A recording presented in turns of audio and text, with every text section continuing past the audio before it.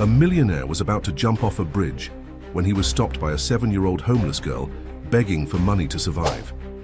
But when she realized what he was about to do, her words had a shocking impact. Watch this story until the end. You won't regret it. If this story interested you, subscribe to our channel. Don't forget to like this video and tell us which city you're watching us from. We'll keep going. Alexander Pierce stood at the floor-to-ceiling windows of his penthouse office, watching the city lights flicker like distant stars beneath him. His reflection stared back, immaculate in his tailored suit, every silver hair perfectly in place, his posture rigid with the discipline that had built his empire. Yet his eyes told a different story, one of profound emptiness that even his $50,000 watch couldn't measure. The quarterly reports lay scattered across his mahogany desk, each page highlighting another record-breaking success. Revenue up 300%, market share doubled, stock prices soaring, headlines that would make any CEO proud. But pride was the last thing Alexander felt as he took another sip of his aged scotch. His assistant's voice crackled through the intercom. "Mr. Pierce, the board members are waiting in the conference room for your presentation." He pressed the button without emotion. "Tell them I'll be there in 5 minutes." His voice carried the authority that had become his trademark, masking the growing void within. The conference room buzzed with anticipation as Alexander entered. 12 faces turned to him, each wearing the same eager expression of shareholders anticipating good news. He had given this presentation countless times before. The graphs, the projections, the strategic vision for the future. It was a dance he had perfected over 2 decades. As he clicked through the slides, his words flowed automatically, a well-rehearsed symphony of corporate success. Our Q4 performance exceeded all expectations. His audience nodded appreciatively, scribbling notes and exchanging knowing glances. But something was different today. Each word felt hollow, each achievement meaningless. The very success he had spent his life pursuing now felt like chains around his neck. After the meeting, Alexander declined the customary celebratory dinner. Instead, he found himself walking through the city streets, his Italian leather shoes carrying him aimlessly through the evening crowd.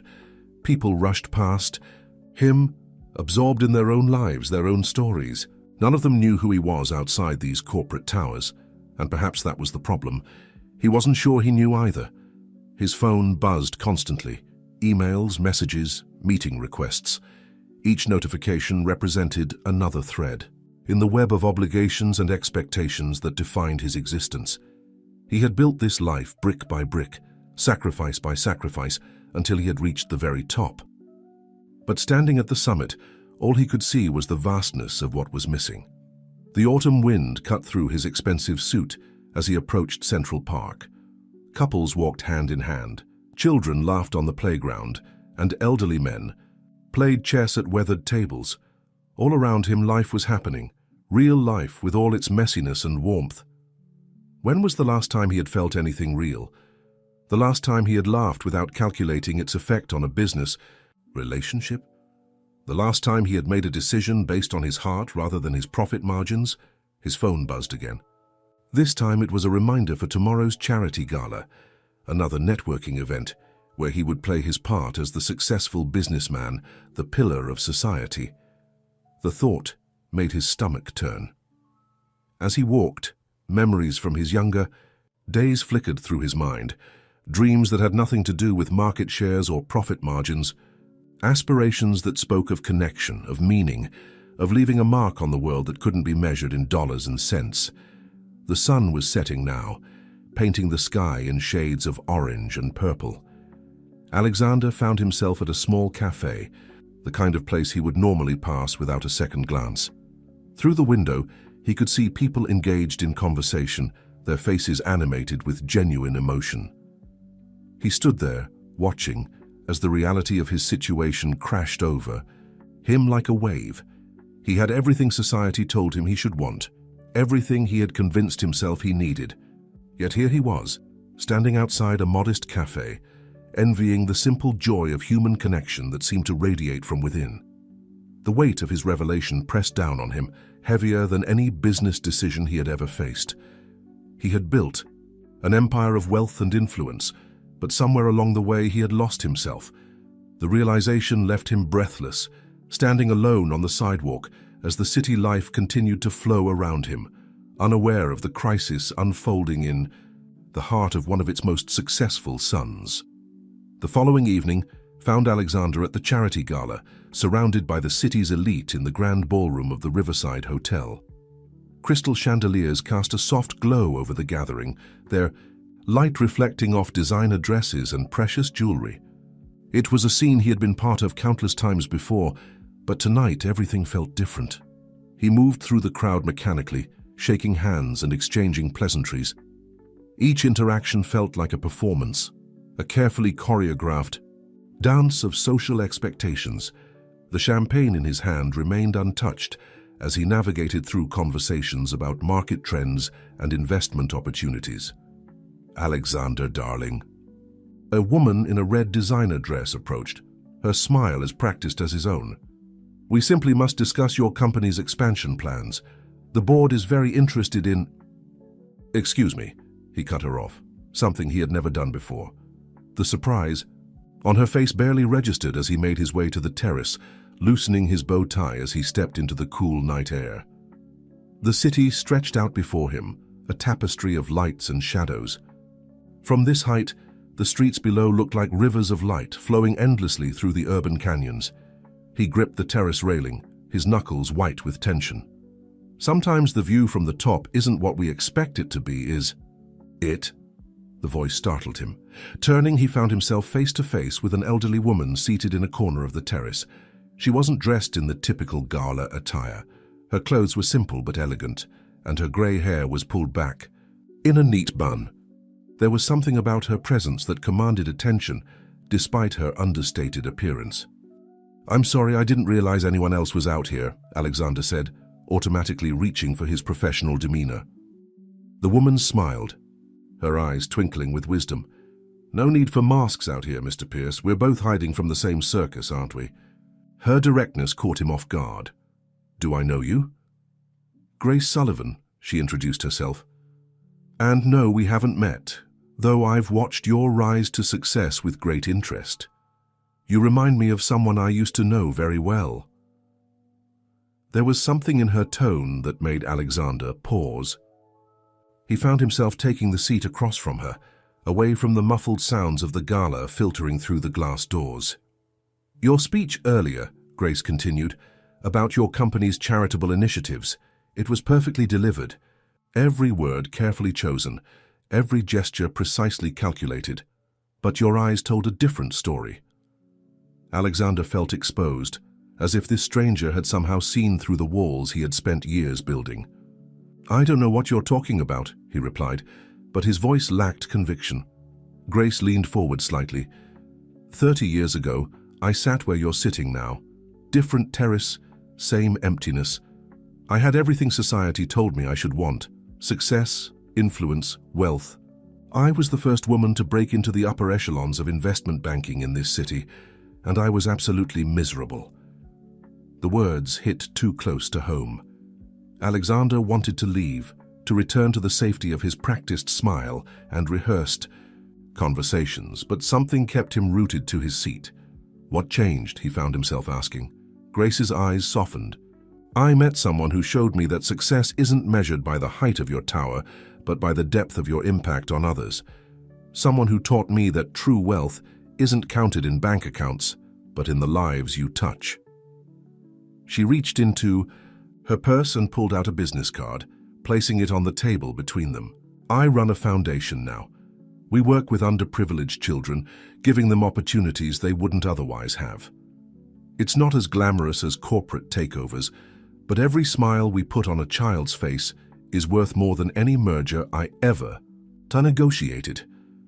Alexander picked up the card, turning it over in his hands. "The Foundation for New Beginnings," it read simply. "Why are you telling me this?" he asked, though part of him already knew the answer. "Because sometimes, Mr. Pierce, the universe puts the right person in our path at the right moment. Just like someone did for me all those years ago." Grace stood up, smoothing her dress. Our foundation is hosting an event next week at one of our community centers. Not a gala, just a simple gathering where you can see what we do. Come if you'd like, or don't. The choice is yours." With that, she walked back into the ballroom, leaving Alexander alone with her card and thoughts that wouldn't stop swirling. The city lights continued to twinkle below, but somehow they seemed different, now less like a reminder of his success and more like countless points of possibility, each one representing a life he could potentially touch. A week after the gala, Alexander found himself standing before a weathered building in a part of the city he'd never visited before. The foundation for new beginnings occupied an old renovated warehouse, its brick facade a stark contrast to the gleaming glass towers where he usually conducted business. Children's artwork decorated the windows, and the sound of laughter drifted from somewhere inside. He checked Grace's card again, confirming the address. His driver had raised an eyebrow when given the location, but Alexander had dismissed him, choosing to find his own way back. Now standing before the heavy wooden doors, he felt more uncertain than he had during any major business negotiation. Before he could change his mind, the doors swung open and Grace appeared, her face lighting up with genuine pleasure. "Mr. Pierce, I wasn't sure you'd come." "Neither was I," he admitted, following her inside. The interior was warm and inviting, with colorful murals covering the walls and the smell of fresh-baked cookies in the air. Children of various ages moved through the space, engaged in different activities, some reading, others working on art projects, and a few gathered around computers in a small laboratory setup. "We provide after-school programs, tutoring, meals, and most importantly, a safe space where these kids can dream big," Grace explained as they walked. "Many of them come from challenging circumstances, but here they're free to just be children." A small girl with untamed curls looked up from her book as they passed, offering a shy wave. Alexander found himself waving back, an unfamiliar warmth spreading through his chest. "Sarah's one of our regular visitors," Grace said softly. "She walks 3 miles every day after school to be here. When she first came, she could barely read. Now she's top of her class and dreams of becoming a scientist." They continued through the building, and Alexander noticed details his business-trained eye couldn't ignore.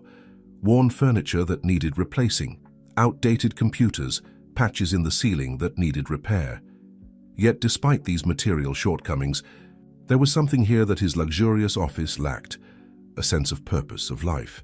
In a small kitchen area, teenagers were learning cooking skills under the guidance of a patient instructor. "Our culinary program," Grace explained. "We teach them practical skills, but it's also about building confidence, teamwork, and creativity." A boy who couldn't be more than 15 approached them, proudly holding out a plate of slightly misshapen cookies. "Would you like to try one, sir?" Alexander hesitated for just a moment before accepting a cookie. It was slightly overdone on one side, but as he bit into it, the simple pleasure of the moment, the boy's hopeful expression, the warmth of the cookie, the genuine nature of the interaction, struck him with unexpected force. "These are excellent," he said, and meant it. The boy's face lit up with pride before he hurried back to his station.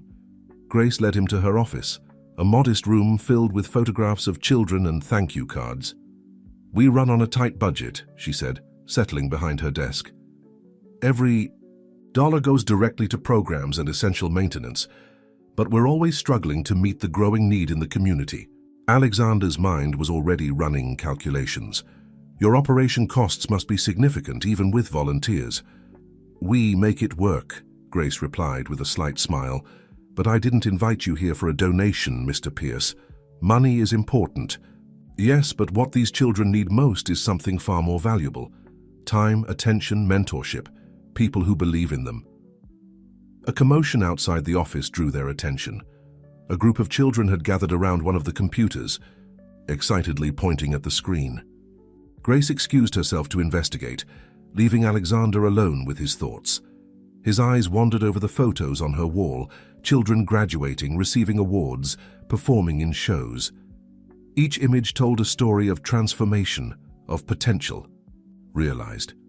He thought about the billions in his corporate accounts, the luxuries that had long ceased to bring him any joy, and the empty halls of his penthouse.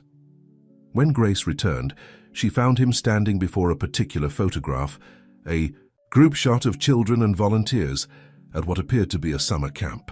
The joy in their faces was palpable, real in a way that made the forced smiles of his corporate events seem like pale imitations. That was last year's wilderness program, Grace said. For many of these kids, it was their first time seeing stars. Without city lights drowning them out. Alexander turned to her, his expression changed. Tell me more about your programs. Everything. I want to understand how this works, how you make a real difference in their lives. The next morning, Alexander's executive assistant nearly dropped her tablet when he announced changes to his schedule. Cancel my golf game with the board members, he instructed, straightening his tie, and clear my Thursday afternoons for the next month. But, sir, the quarterly planning meetings can be handled by the VP of Operations. That's why we have a management team. His tone left no room for argument, though he could see the questions in her eyes. The Alexander Pierce she knew never delegated important meetings, never deviated from his meticulously planned schedule. That afternoon, he returned to the foundation, this time carrying a laptop and a notebook. He sat with Grace for hours, learning about nonprofit operations, child development programs, and the intricate dance of running an organization on limited resources. His business acumen saw countless opportunities for improvement, but for once he wasn't thinking about profit margins. Your grant writing process is inefficient, he noted, reviewing their documents, and your donor database is practically prehistoric. With a few updates to your systems, you could double your fundraising capacity. Grace watched him with amusement. Not all of us have Fortune 500 resources, Mr. Pierce. Alexander, he corrected her, and resources aren't always about money. Sometimes they're about knowledge, connections, experience. He looked up from the laptop, his eyes bright with purpose. Let me help. Not just with funding, though God knows you need it, but with strategy, organization, growth planning. And what would you want in return? Grace asked carefully. The question stopped him short. Throughout his career, every action, every relationship had been transactional. But now, considering his answer, he realized something had shifted within him. A chance to make a difference, he said finally. A real difference, not just the kind that looks good in annual reports. Their conversation was interrupted by a small knock at the door. Sarah, the girl with the curly hair, stood in the doorway clutching a math textbook. Ms. Sullivan, I'm stuck on my algebra homework.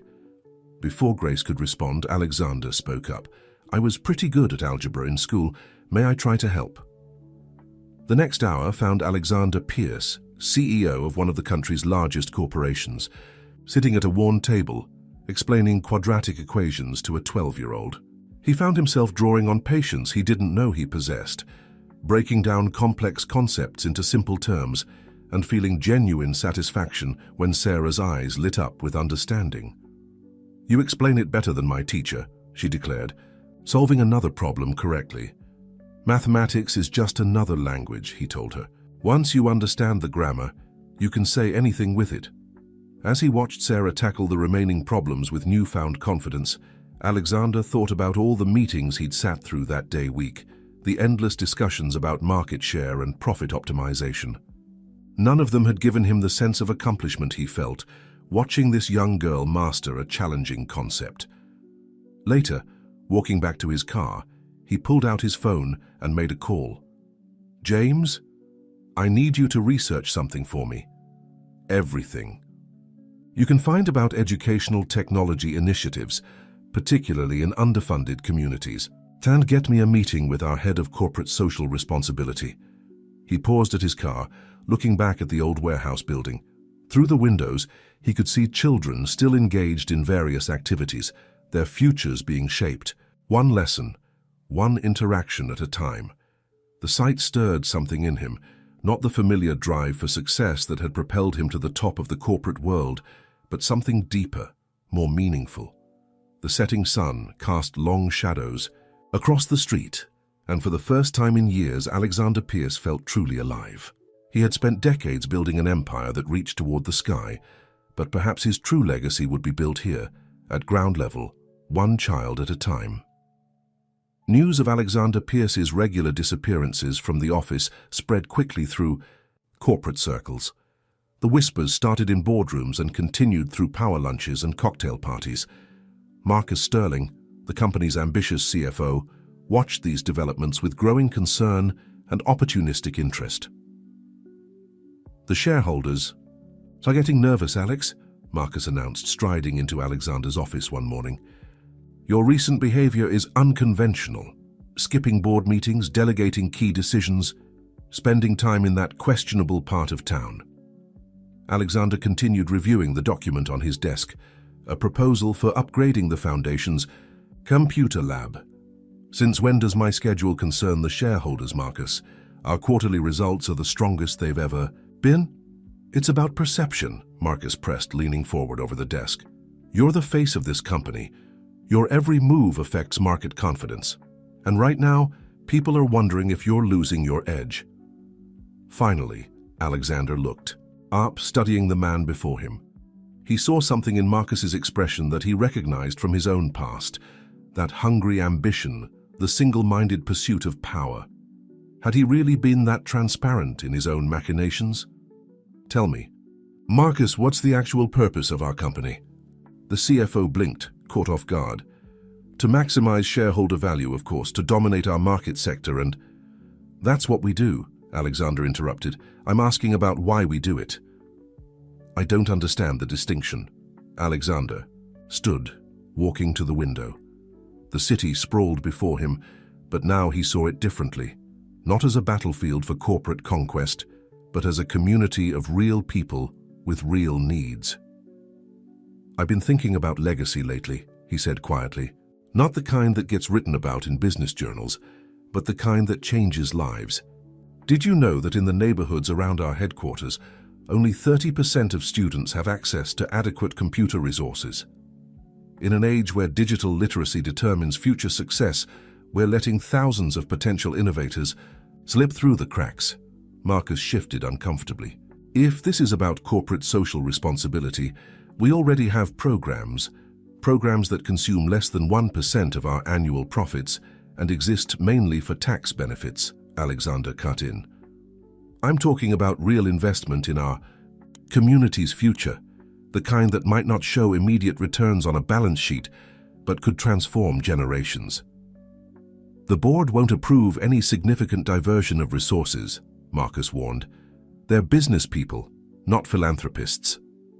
Alexander turned back to his CFO, a slight smile playing on his lips. That's where you're wrong. They're human beings first, Marcus. Sometimes they just need to be reminded of that fact. He picked up a thick folder from his desk and handed it to Marcus. Here's my proposal for a comprehensive community development initiative. The numbers show how strategic investment in education and community programs could create a skilled workforce pipeline, reduce our recruitment costs, and generate positive brand value worth billions. But more importantly, it's the right thing to do. Marcus took the folder reluctantly. You're really serious about this? More serious than I've ever been about anything. Alexander sat back down, his expression resolute. The world is changing, Marcus. The old model of success at any cost is becoming obsolete. Companies that thrive in the future will be those that understand their role in the larger social ecosystem. After Marcus left, Alexander pulled out Grace's business card, now worn at the edges from frequent handling. He thought about Sarah and the other children at the foundation, about their potential and their dreams. Then he thought about his own childhood, about the hunger for success that had driven him to build his empire. He opened his laptop and began typing an email to his board members. It was time to schedule an emergency meeting. But first, he had a commitment to keep. He'd promised to help with the Foundation's Career Day presentation. As he gathered his things to leave, his phone buzzed with a message from Marcus. Board members concerned about recent proposals, requesting private meeting tomorrow. Alexander smiled, slipping the phone into his pocket. Let them worry. For the first time in his career, he was fighting for something bigger than profits and power. He was fighting for the future, not just of his company, but of the community it served. The Foundation's main hall had been transformed for Career Day, Makeshift booths lined the walls, each representing a different profession: doctors, engineers, artists, entrepreneurs. Alexander stood at his assigned station, watching as groups of children moved from booth to booth, their eyes wide with possibility. Sarah approached his booth, now more confident in his presence after their algebra sessions. "Mr. Pierce, what does it really take to become successful like you?" The question gave him pause. A month ago, he would have rattled off platitudes about hard work and determination. Now, looking at her eager face, he found himself searching for a different kind of truth. "You know, Sarah, I'm learning that success isn't just about what you achieve for yourself. It's about what you help others achieve." He gestured around the room. "Look at Ms. Sullivan. By traditional measures, she could have been much wealthier, but she chose to build this place instead. And look at how many lives she's touched." Sarah considered this, twirling a curl around her finger. "But you need money to help people." "Resources are important," he acknowledged, "but they're just tools. The real question is how you use them." Their conversation was interrupted by Grace, who approached with an worried expression. "Alexander, there's someone here to see you. He's quite insistent." In the Foundation's modest office, Marcus Sterling waited with barely contained impatience. His designer suit looked out of place among the children's artwork and donated furniture. "The board meeting has been moved up to this afternoon," Marcus announced without preamble. "They're voting on your proposal and your leadership." Alexander felt a familiar tension creep into his shoulders. On what grounds? Erratic behavior, deviation from corporate objectives, risk to shareholder interests. Marcus ticked off the points on his fingers. "Some members feel your recent preoccupations have compromised your judgment." Through the office window, Alexander could see the career day activities continuing. A young boy was excitedly describing his dream of becoming a teacher to one of the volunteers. The scene stood in stark contrast to the corporate machinations threatening to unfold. "Who's behind this, Marcus?" "Really?" His CFO had the grace to look slightly uncomfortable. "The concerns are widespread." "But you're the one orchestrating them," Alexander said quietly. It wasn't a question. "You've been laying the groundwork for this since you noticed." My attention shifting to the Foundation. "The company needs focused leadership, Alex. Someone who understands that business is business, not a charity." The irony of the situation wasn't lost on Alexander. How many times had he himself used similar tactics to remove obstacles to his ambitions? The corporate world he'd helped build had no patience for transformation, no tolerance for values that couldn't be quantified in quarterly reports. "What time is the meeting?" he asked, his voice level. 3 o'clock. The board expects you to defend your position." Marcus straightened his tie. Though given the sentiment, it might be easier to negotiate a graceful exit. After Marcus left, Grace entered the office. She had overheard enough to understand the situation. "Alexander, I never meant for your involvement here to cause such problems." He turned to her, and to her surprise, he was smiling. "You know what I realized, Grace? For the first time in my career, I'm fighting for something that matters more than my position or power." "What will you do?" "First, I'm going to finish my shift at Career Day. These kids deserve to know that their dreams matter." He checked his watch. "Then I'm going to go remind my board that true leadership isn't about maintaining the status quo. It's about having the courage to change it." Grace touched his arm gently.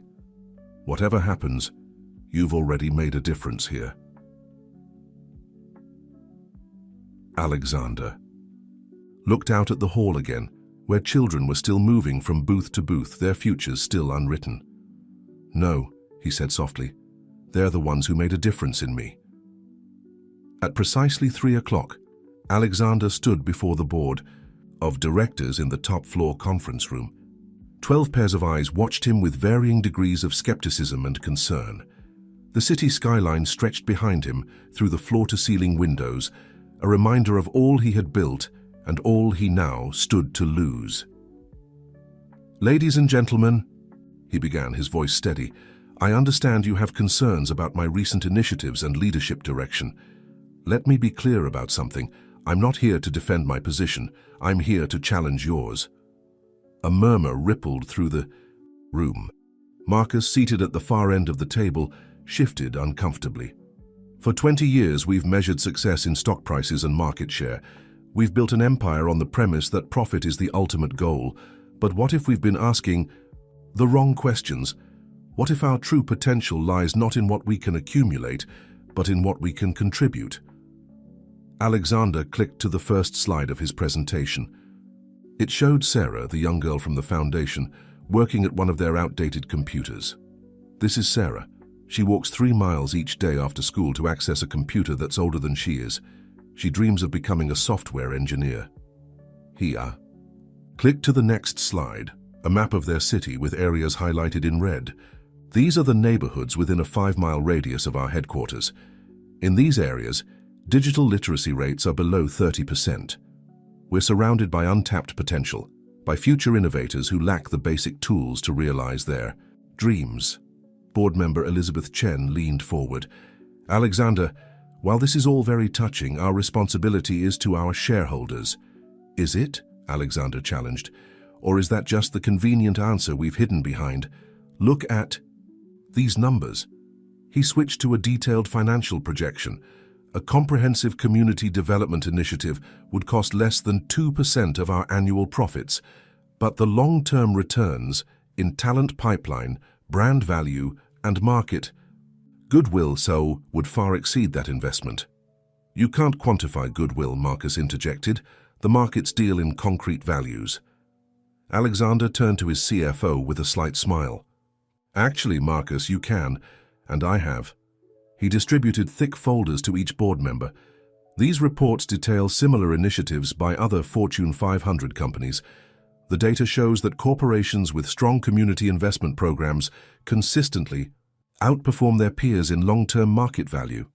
He paused, looking each board member in the eye. But this isn't just about numbers. It's about legacy.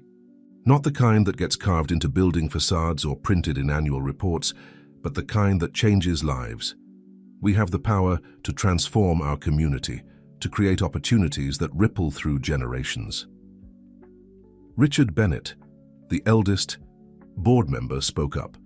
You're asking us to fundamentally change our corporate philosophy, Alexander. That's no small request. I'm asking us to evolve, Alexander corrected, to recognize that in today's world, corporate success and social responsibility aren't opposing forces. They're interconnected. We can't thrive as an island of prosperity in a sea of need. He clicked to his final slide, a series of photographs from the Foundation's career day, children's faces lit with hope and possibility. These aren't just nice pictures for a CSR report. These are our future employees, our future customers, our future leaders. Every time we choose profit over potential, we're not just failing them, we're failing ourselves. The room fell silent. Alexander could see the board members exchanging glances, some thoughtful, others skeptical. Marcus was furiously scribbling notes, his expression darkening. I won't pretend this transition would be easy, Alexander continued. Change never is. But I believe it's necessary, not just for our company's future, but for the future of the communities we serve. The question isn't whether we can afford to make this change, it's whether we can afford not to. Elizabeth. Chen studied the reports before her, her expression unreadable. You've clearly put significant thought into this, Alexander, but the scope of what you're proposing is exactly what this company needs, he finished firmly. We've always prided ourselves on being industry leaders. Well, this is our chance to lead in a way that truly matters. As the sun began to set outside the conference room windows, casting long shadows across the polished table, Alexander faced his board with quiet determination. The vote that would follow could end his career as he knew it, but looking at the photographs of the Foundation's children still displayed on the screen behind him, he knew that some things were worth fighting for, even if it meant losing everything else. The tension in the boardroom was palpable as Elizabeth Chen cleared her throat. As the head of the governance committee, her opinion carried significant weight. Before we vote, I'd like to share something personal. She opened her designer handbag and pulled out a faded photograph. This was my mother 40 years ago. She cleaned offices in a building not unlike this one, dreaming that her daughter might someday work in one of them.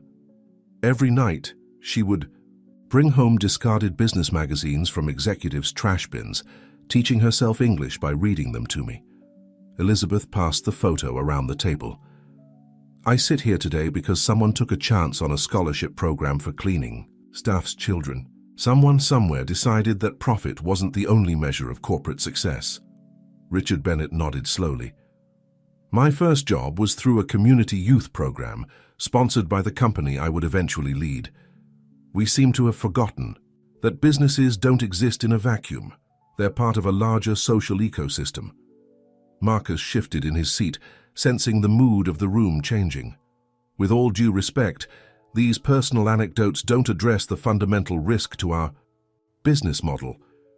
On the contrary, Alexander interjected, they speak directly to it. Every person in this room benefited from someone looking beyond immediate profit. We're not just executives, we're products of investment in human potential. A gentle knock at the door interrupted the discussion. Grace Sullivan entered, apologizing for the intrusion. I'm sorry, but there's something you all need to see. She was followed by Sarah and several other children from the foundation, each carrying a laptop. Without a word, they set up their computers on the conference room's side table. What is this? Marcus demanded.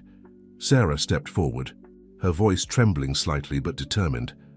We heard Mr. Pierce might be in trouble for helping us, so we wanted to show you what his help means.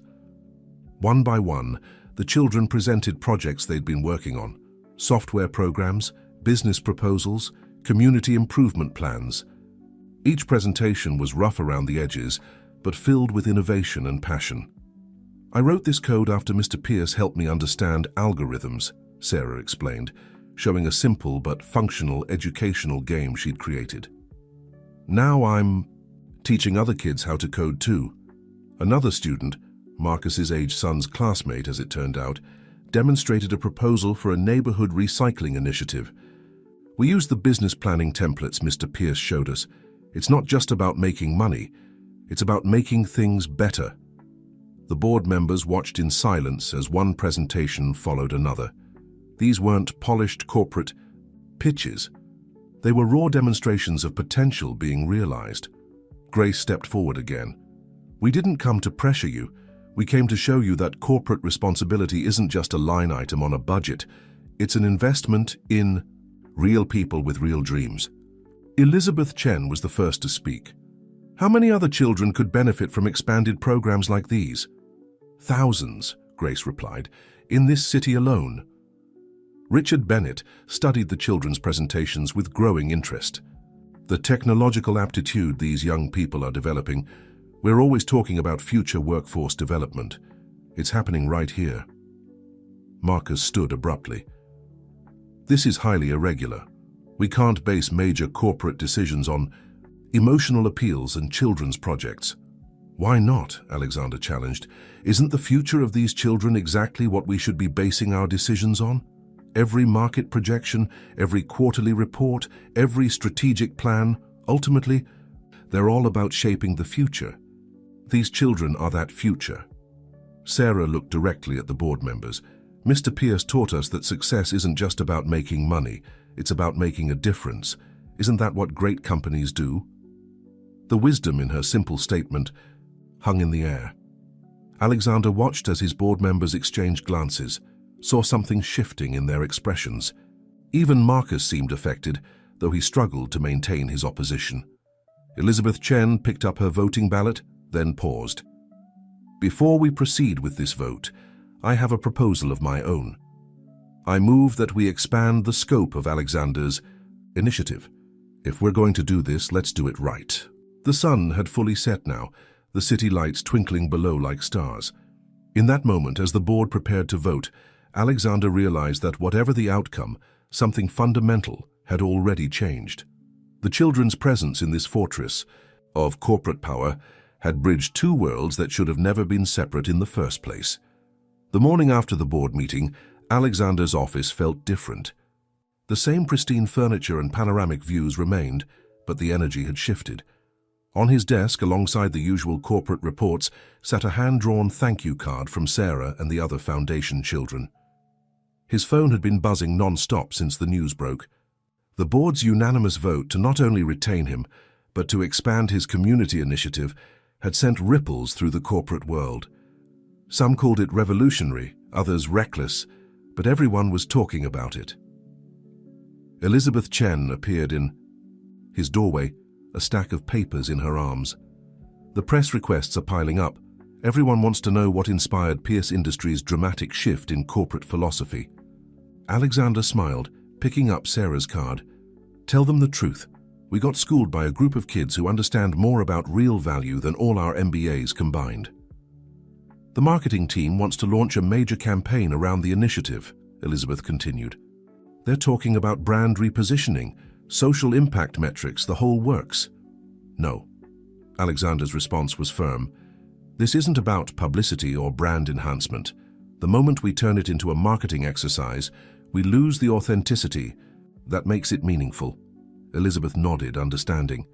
What's our first move, then? Alexander pulled out a detailed plan he'd been working on since the vote. We start with education technology. Every school in our target neighborhoods gets updated computer labs and internet access. But hardware alone isn't enough. We need mentorship programs, coding workshops, creative technology initiatives. The budget implications are significant, I know. But we're not just spending money, we're investing in future talent. Think about it. In 5 to 10 years, we'll have a pipeline of skilled, motivated young people who understand both technology and community impact. That's worth more than any traditional recruitment program. A knock at the door interrupted them. Grace stood there with Marcus Sterling, of all people. The CFO's usual confident demeanor seemed subdued. Marcus has something he'd like to discuss, Grace said, giving Alexander a meaningful look. Marcus stepped forward, clearly uncomfortable. My son came home last night talking about the foundation's presentation. Turns out he knows some of the kids in the program. He asked me why our company wasn't doing more to help his friends. Alexander leaned back in his chair, waiting. I've been looking at the numbers again, Marcus continued. If we restructure some of our tax strategies and optimize our charitable giving, we could potentially double the initiative's budget without significantly impacting shareholder returns. Elizabeth raised an eyebrow. That's quite a reversal, Marcus. Let's just say I was reminded that spreadsheets don't tell the whole story. He placed a folder on Alexander's desk. I've outlined some preliminary proposals for financial restructuring to support expanded community programs. Alexander studied his CFO with new appreciation. Would you be interested in heading up the financial strategy for the initiative? We need someone who understands both the numbers and the stakes. The surprise on Marcus's face quickly gave way to thoughtful consideration. Actually, I have some ideas about involving our financial sector partners, creating a consortium for community investment. Grace watched this exchange with a knowing smile. It's amazing how things change when we start seeing people as people, not just numbers or obstacles. Speaking of change, Elizabeth interjected, the other board members want to know when they can visit the foundation. Richard Bennett is particularly interested in the coding program. Alexander stood, looking out at the city below. From this height, he used to see only business districts and market territories. Now he saw communities, potential, lives interconnected, in a complex web of possibility. Schedule the visits, but not all at once, he said. This isn't about photo ops. I want them to really understand what happens there, to meet the kids, to get involved personally. He turned back to his colleagues. We're not just changing corporate policy, we're changing corporate culture. It's not enough to write checks or launch programs. We need to fundamentally rethink how business interacts with community. Grace nodded approvingly. The children are excited about having new mentors. Sarah's already planning to show the board members her latest coding project. Perfect, Alexander said. Because at the end of the day, this isn't about us teaching them. It's about all of us learning from each other. As the others filed out of his office, Alexander picked up Sarah's thank you card again.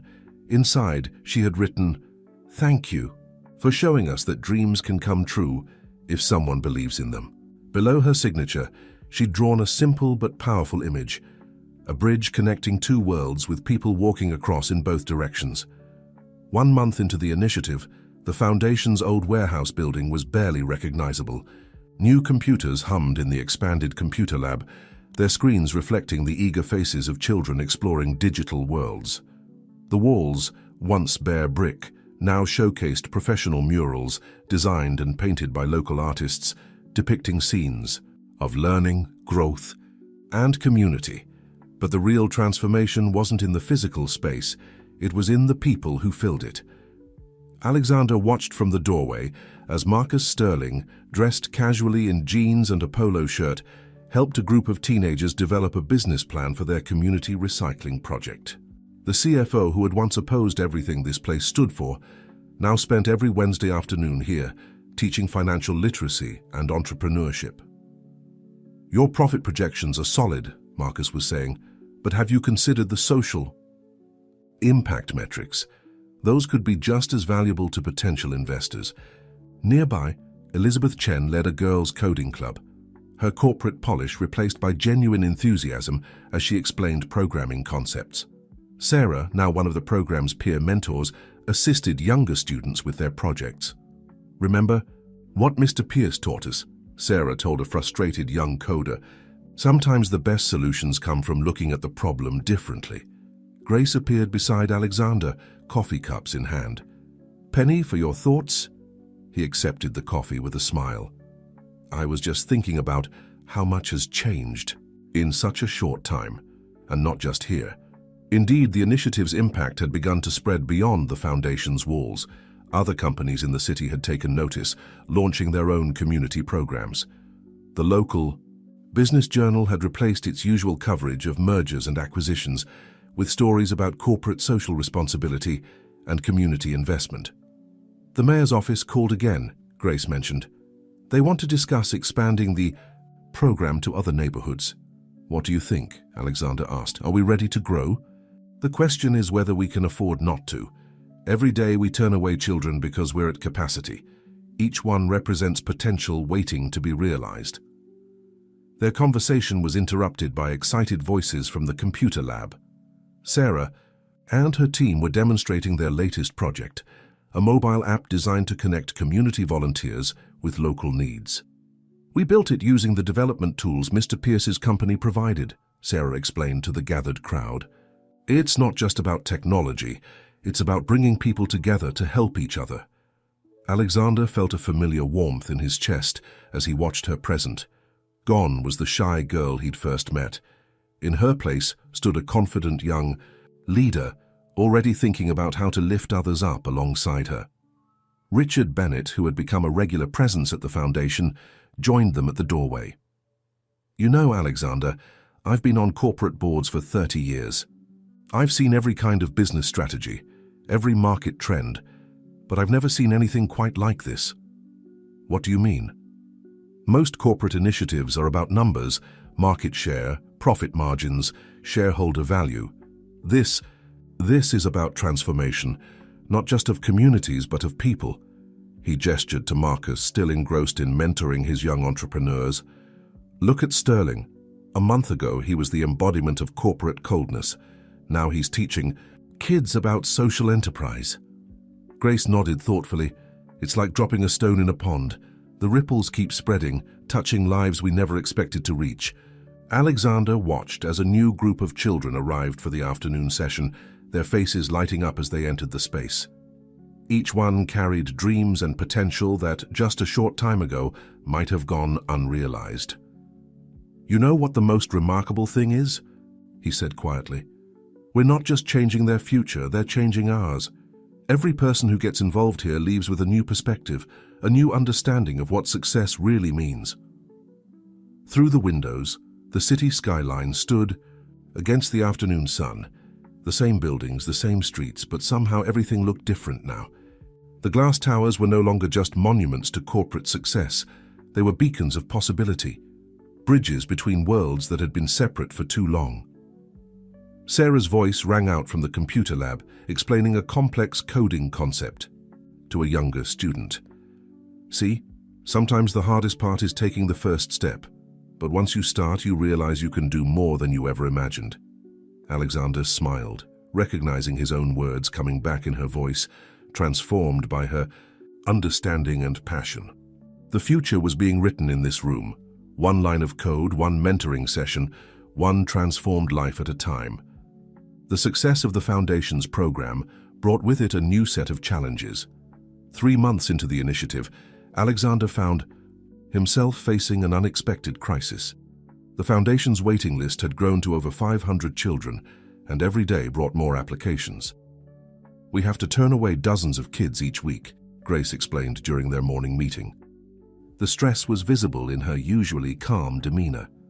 "Word has spread about our programs, especially the technology initiatives. Every parent wants their child to have these opportunities." Alexander studied the stack of applications on Grace's desk. Each folder represented a child with dreams, potential, and hope. The thought of turning any of them away felt like a personal failure. "What about the expansion plans?" he asked. "The mayor's office offered us space in other neighborhoods." "The spaces are available," Grace confirmed, "but it's not just about buildings. We need qualified mentors, equipment, support staff, and most importantly, we need to maintain the quality of our programs. This isn't something we can scale up overnight without losing what makes it special." Sarah knocked on the office door, tablet in hand. She had recently been appointed to the Student Advisory Board, a new initiative to give the children a voice in the Foundation's direction. "Sorry to interrupt, but I think we might have a solution to discuss," she said, her confidence growing with each passing day. "We've been talking about it in the coding club." Alexander gestured for her to continue, remembering how this young girl's insight had already changed so much. "What if we created a student mentor program?" Sarah suggested, pulling up a detailed presentation on her tablet. "Many of us who've been here since the beginning could help teach newer students. We could handle the basic stuff, freeing up the professional mentors for advanced topics." Grace and Alexander exchanged impressed looks as Sarah walked them through her proposal. The presentation was thorough, complete with implementation timeline and resource requirements. "We even created a prototype scheduling app," Sarah added, demonstrating the software. "It matches student mentors with new students based on interests and availability." "This is remarkable," Grace said, examining the proposal. "But are you sure you want to take on that responsibility? Being a mentor is a serious commitment." Sarah's expression grew serious. "Mr. Pierce taught us that success isn't just about what you achieve. It's about helping others achieve too. We want to pass on what we've learned." Alexander felt a surge of pride, not just in Sarah, but in all the children who had embraced the Foundation's values so completely. "What do you think, Grace? Could this work?" Before Grace could answer, Marcus appeared in the doorway looking concerned. "Alexander, we need to talk. The media's gotten wind of our expansion plans, and there's some pushback." He handed over a tablet displaying several news articles. The headlines made Alexander's heart sink. "Pierce Industries' corporate responsibility or corporate overreach. Shareholders question extended community investment. Is Pierce's social initiative sustainable? Some analysts are suggesting we're straying too far from our core business," Marcus explained. "They're questioning whether this level of community investment is responsible stewardship of corporate resources." Sarah, who had been quietly listening, spoke up. "Can I show them our impact metrics? We've been tracking everything: academic improvements, skill development, even how many of us are now helping our parents with technology at home." Alexander looked at the young girl with newfound appreciation.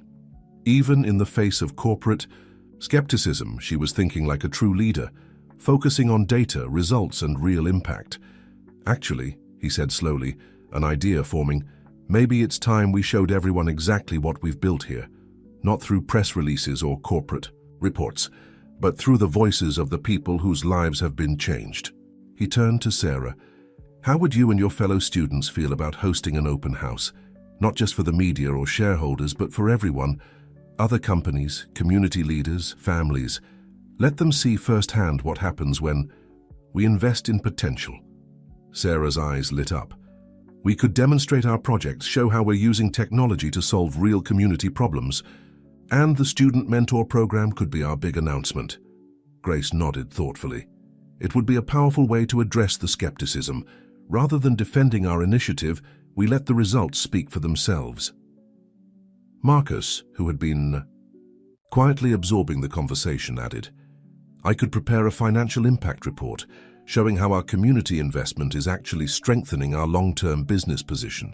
Combined with the human element, we're not just running programs, Alexander concluded. We're building a new model for how business and community can work together. It's time we showed the world what that really means.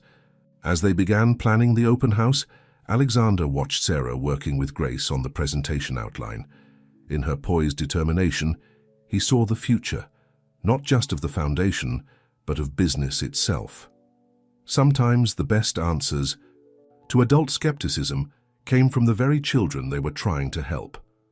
The day of the open house arrived with an energy that seemed to vibrate through the foundation's halls. The children had transformed the space into a showcase of possibility, with project demonstrations set up throughout the building and student guides ready to lead tours. Sarah stood at the entrance, greeting visitors in a blazer she had chosen specially for the occasion. Her tablet displayed the day's schedule, which she had helped organize with precision that would have impressed any corporate event planner. Welcome to the foundation, she said confidently to each new arrival. Would you like to see how we're building the future? The guest list was impressive. Corporate leaders, community organizers, government officials, and media representatives filled the halls. But it was the families from the neighborhood, drawn by word of mouth and hope, who truly brought the event to life. Alexander watched as Marcus led a group of financial analysts through the computer lab, where students demonstrated their latest projects. The CFO's presentation was different now, focused not just on numbers but on stories of transformation. Yes, we've invested significant resources, Marcus explained to his colleagues, but look at what that investment has produced. He gestured to a young student presenting a machine learning algorithm she had developed to optimize the community food bank's distribution system. This is innovation with purpose, driven by real community needs. In another room, Elizabeth Chen hosted a panel discussion where student mentors shared their experiences. Sarah's presentation on the mentor program's impact drew spontaneous applause. We're not just learning skills, she explained to the audience. We're learning how to lead, how to teach, how to make a difference. And isn't that what education should be about? Grace moved through the crowd, answering questions and connecting visitors with students. She paused beside Alexander, watching, as a group of corporate executives engaged in an animated discussion with teenage app developers. They're starting to get it, she said quietly. This isn't charity, it's transformation. Richard Bennett approached them, accompanied by leaders from other major companies. The innovation happening here, it's extraordinary. We've been thinking too small about corporate social responsibility. This is about reshaping the relationship between business and community. A commotion near the entrance drew their attention. A group of shareholders who had been skeptical of the initiative had arrived. Alexander moved to greet them, but Sarah was already there. You have concerns about the program's value? She asked them directly.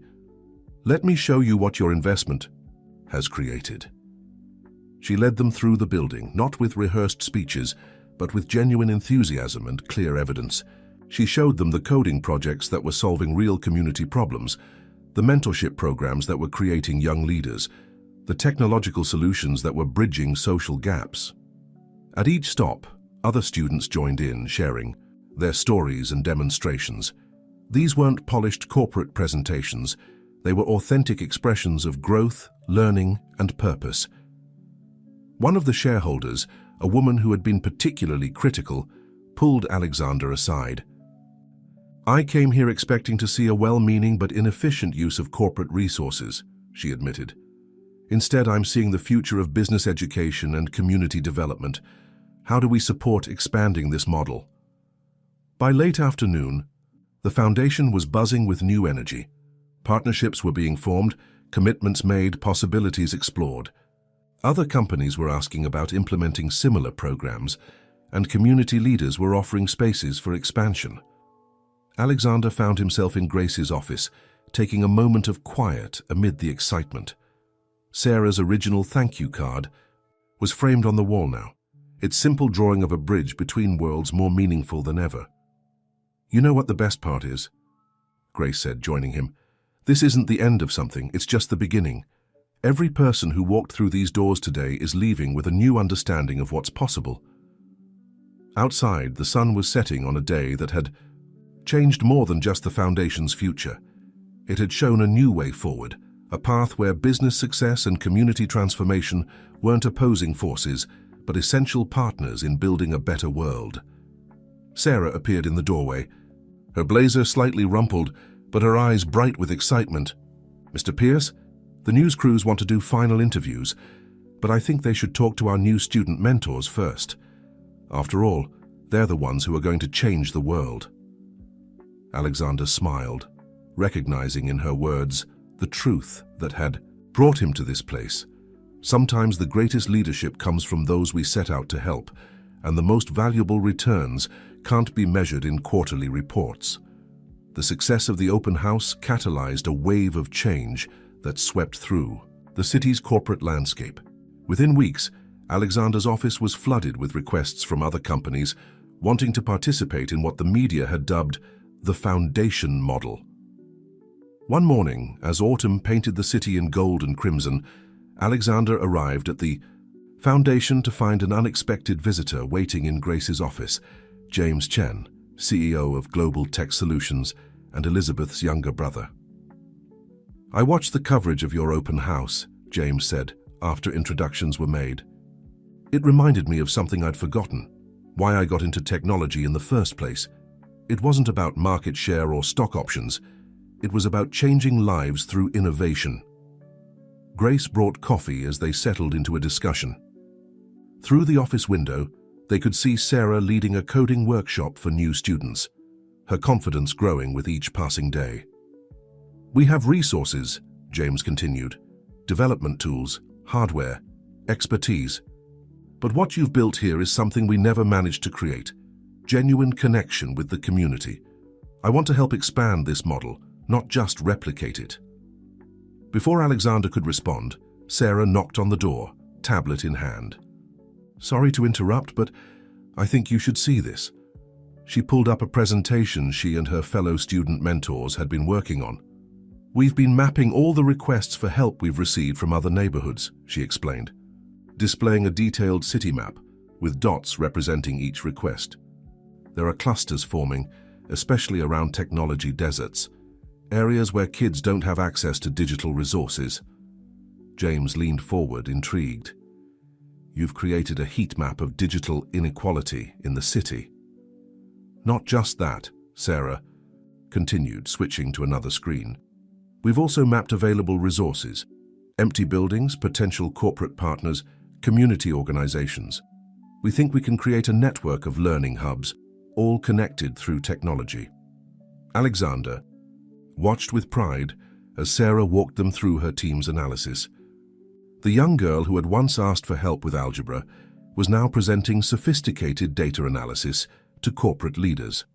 The student mentors from each hub could connect virtually, she explained, sharing knowledge and resources. "We're already developing a platform for it." James was visibly impressed. "This is exactly the kind of innovation we need. Not technology for technology's sake, but technology with purpose." He turned to Alexander.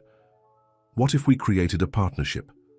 Global Tech could provide the technological infrastructure, while the Foundation provides the educational framework and community connection." Grace, who had been quietly observing, spoke up.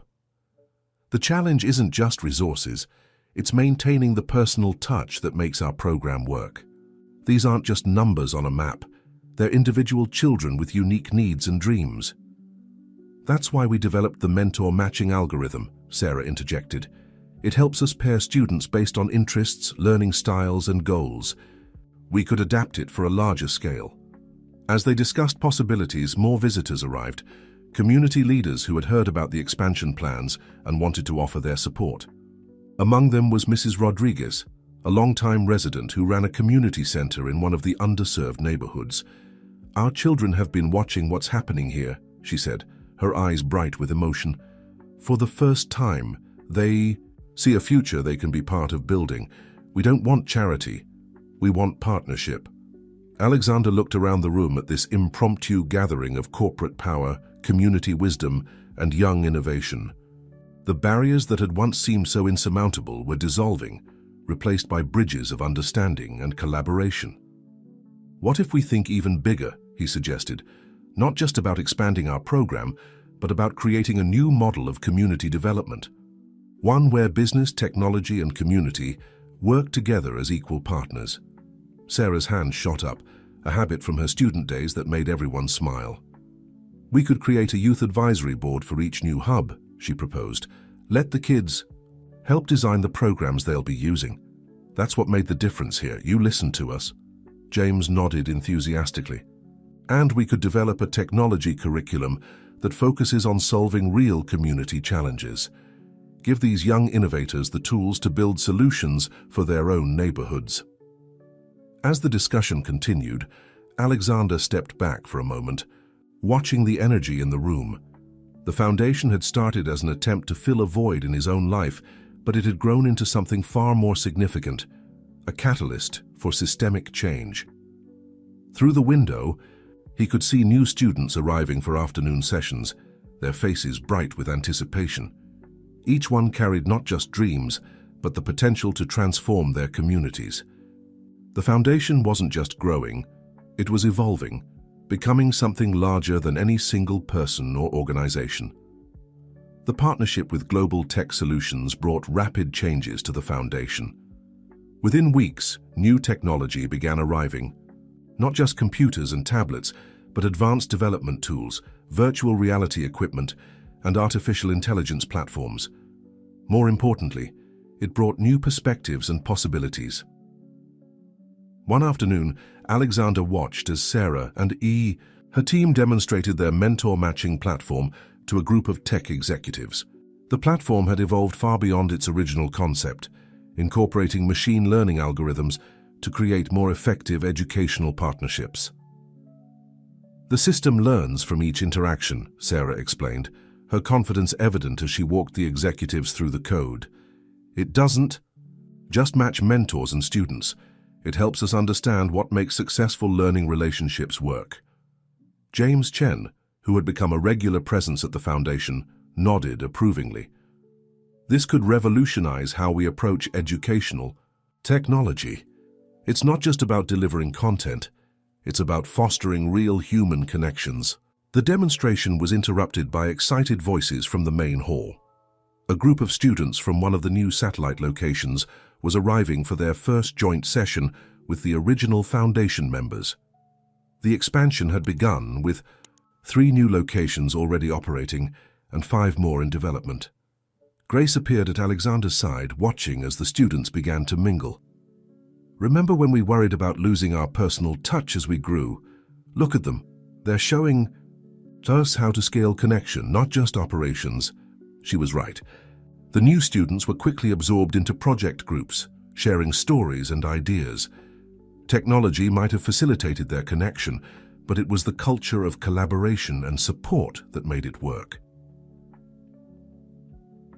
Marcus Sterling, who had transformed from skeptic to champion, was leading a workshop on social enterprise. "Your business plans need to consider both financial and social returns," he was explaining to a group of teenagers. "Success isn't just about profit, it's about impact." The changes weren't limited to the foundation. Other companies had begun implementing elements of their model, creating their own community partnerships. The city's business landscape was slowly transforming, with corporate success increasingly measured by community impact as well as financial returns. Elizabeth Chen joined them, fresh from a board meeting. "The shareholders are more than convinced now," she reported. "The foundation model isn't just changing lives, it's changing how we think about corporate responsibility. Other companies are asking how they can get involved." A small commotion drew their attention to the computer lab, where Sarah and a student from one of the new locations had just solved a particularly challenging coding problem. The two girls hugged, their excitement transcending the fact that they'd only met in person that day. "That's what it's all about," Grace said softly. "Not just teaching skills, but building bridges between people who might never have connected otherwise." Alexander watched as more students gathered around, the successful coders, eager to learn from their breakthrough. In that moment, he saw the future taking shape, not in corporate boardrooms or strategic plans, but in these organic connections between young people eager to learn and grow together. Mrs. Rodriguez, who had become a key partner in the expansion, entered with a new group of parents. "They came to see for themselves," she explained. "Word is spreading through the neighborhoods. Parents who never thought their children could have these opportunities are starting to dream bigger." The parents watched in amazement as their community's children worked confidently with advanced technology, collaborated on complex projects, and taught each other new skills. One mother wiped away tears as her son demonstrated the educational app he was developing. "This is more than just a program," she said, her voice thick with emotion. "This is a door opening to a future we couldn't even imagine before." As the afternoon continued, Alexander found himself in a quiet corner, observing the bustling activity throughout the building. Students moved seamlessly between virtual and physical collaboration spaces. Mentors shared knowledge across locations, and new ideas sparked constant innovation. Sarah approached him, tablet in hand as usual. "We're thinking about the next phase," she said, pulling up a detailed proposal. "Sister, what if we created a network of student-led innovation hubs? Not just for technology education, but for community problem-solving. We could use our platform to connect young innovators across the city." Alexander smiled, remembering the shy girl who had once struggled with algebra. "You're not just thinking about expanding the program anymore, are you? You're thinking about transforming the whole system." "You taught us to dream big," she replied with a grin. "But more importantly, you showed us how to turn those dreams into reality." Through the windows, the city skyline caught the late afternoon sun, its buildings glowing with possibility.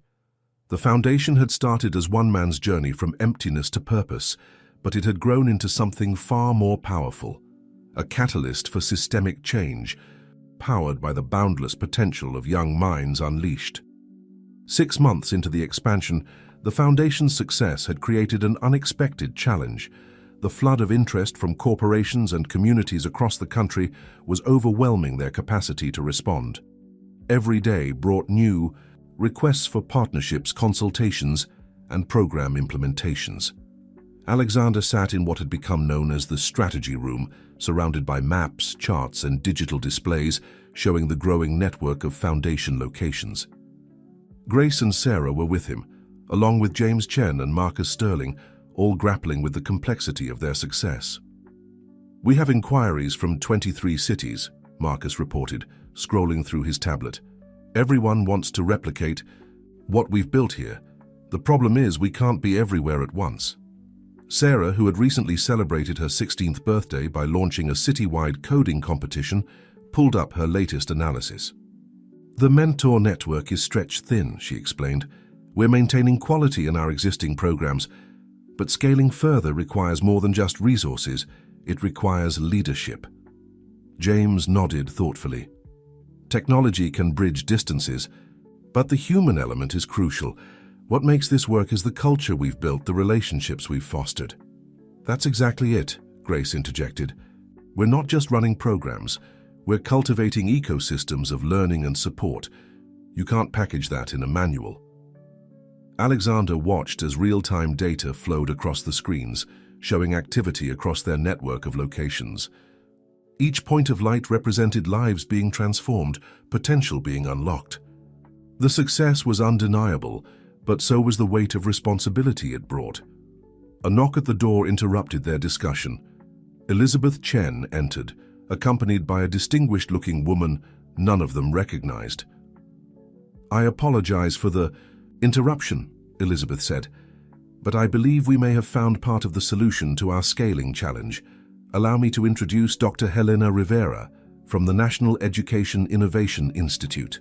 Dr. Rivera stepped forward, her eyes taking in the technology-rich environment with evident interest.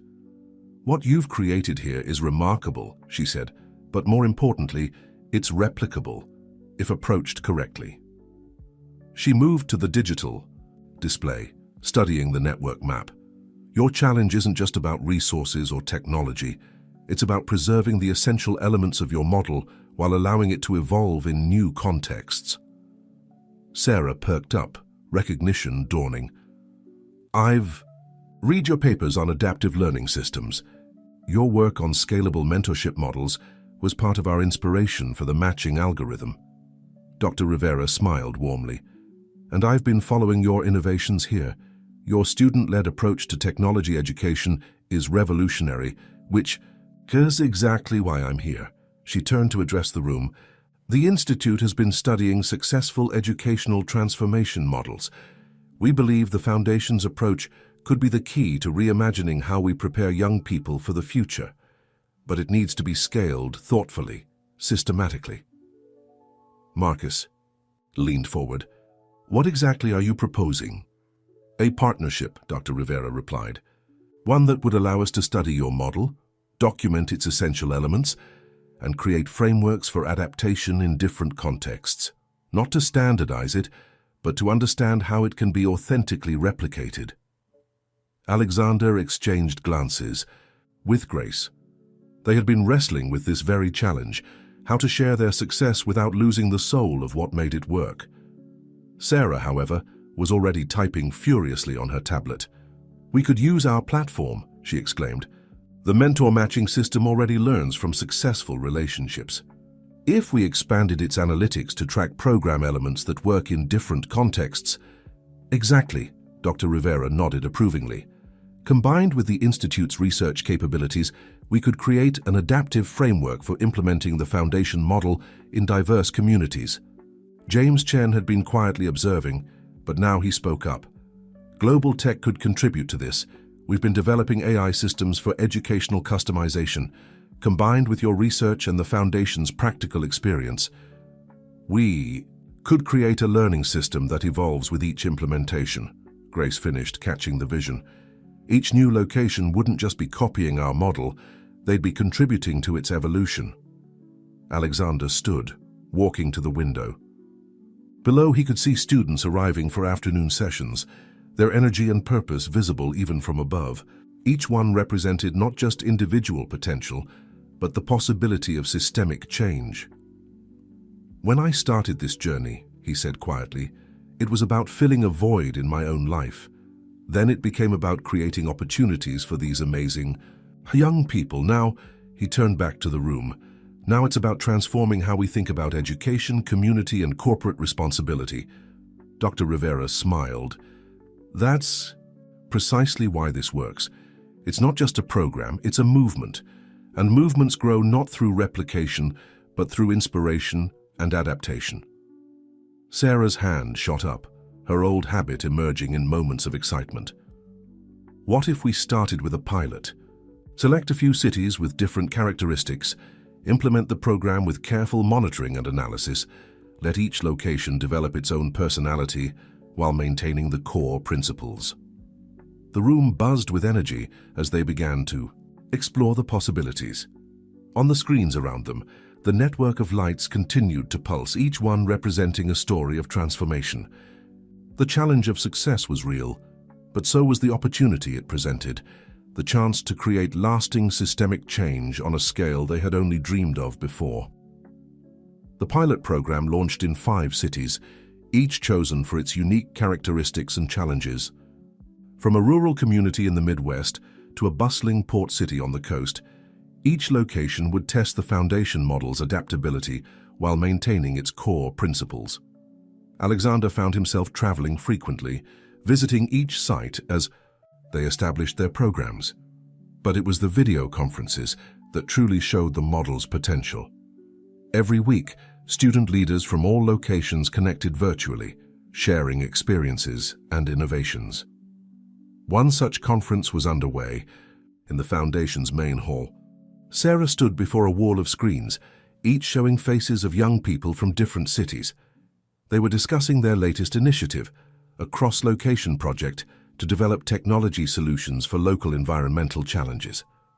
In E, our city, we're focusing on water quality monitoring, a student from the coastal location explained. We're adapting the coding framework Sarah's team developed to create a citizen science platform. A girl from the Midwest location chimed in, we're using similar principles for agricultural sustainability. Our mentors from the local farming community are helping us understand the real-world applications. Dr. Rivera, who had been observing the session, made notes on her tablet. The organic evolution of the program in each location is fascinating, she whispered to Alexander. They're maintaining the core elements, mentorship, technology education, community connection, while adapting to local needs. Grace joined, them bearing fresh data from the Institute's analysis. The preliminary results are encouraging, she reported. Each location is showing similar patterns of student engagement and achievement, but with unique local characteristics. On screen, the students had moved on to discussing their mentorship experiences. A boy from an urban location shared how their program had partnered with local artists to create digital art installations addressing social issues. That's the beauty of the model, James Chen observed, having joined them for the weekly update. It provides the framework and tools, but the communities shape the actual implementation. Sarah stepped away from the screens to join their conversation. The mentor matching algorithm is learning from each location, she explained, pulling up detailed analytics.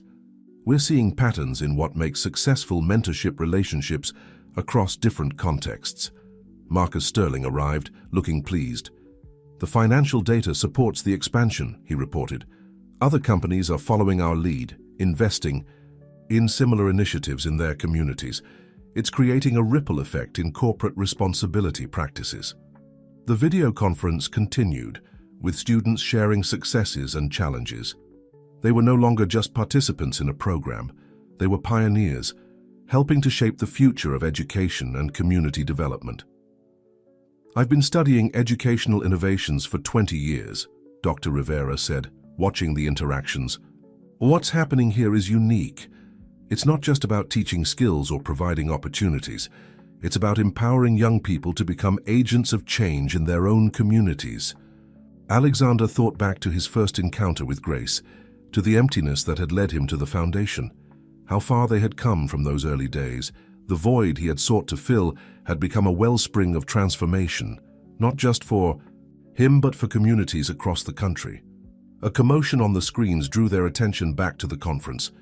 The students had spontaneously organized themselves into cross-location project teams, proposing collaborative solutions that would connect their communities. We could create a network of environmental monitoring stations, one team suggested. Share data between cities, track patterns, work together on solutions. And use machine learning to analyze the data, another student added. Identify trends, predict problems before they become serious. Sarah beamed with pride at her peers' initiative. This is what we hoped would happen, she told Alexander. The technology and knowledge we share becomes a platform for innovation, but the students make it their own. Grace nodded thoughtfully. Each location is like a seed, growing in its own way but connected to all the others. The foundation isn't just expanding, it's evolving. Through the windows, the afternoon sun cast long shadows across the city. In the distance, construction had begun on a new technology center, funded by a consortium of companies inspired by the foundation's success. The skyline was changing, not just with new buildings, but with new possibilities. Dr. Rivera made a final note on her tablet. What you've created here isn't just a program or even a model. It's a new paradigm for how business, education, and community can work together. And these young people are showing us the way forward.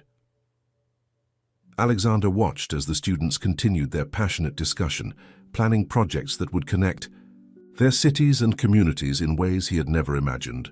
The foundation had started as one man's journey from emptiness to purpose, but it had become something far greater, a catalyst for transformation that was spreading across the country, one young innovator at a time.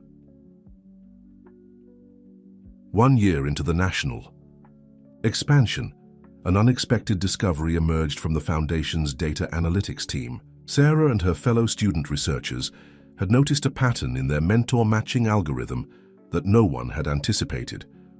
"Look at this," she said, presenting her findings to Alexander, Grace, and Dr. Rivera in the strategy room. The screens displayed complex networks of connections between Foundation locations across the country. It's not just about individual mentorship anymore. We're seeing whole communities starting to connect and collaborate. Dr. Rivera leaned forward, studying the data with intense interest. These patterns, they're showing organic network formation. Communities that have never interacted before are finding common ground through their students' projects. A practical example of this phenomenon was unfolding in real time. On the main screen, students from the rural Midwest location were conferencing with their coastal city counterparts, discussing how their agricultural monitoring system could be adapted for urban farming initiatives. "Our soil sensors could help. Your rooftop gardens," a Midwest student explained, sharing technical specifications, "and your water management algorithms would be perfect for our irrigation systems." Grace watched the interaction with wonder. They're not just sharing technology, they're bridging cultural divides.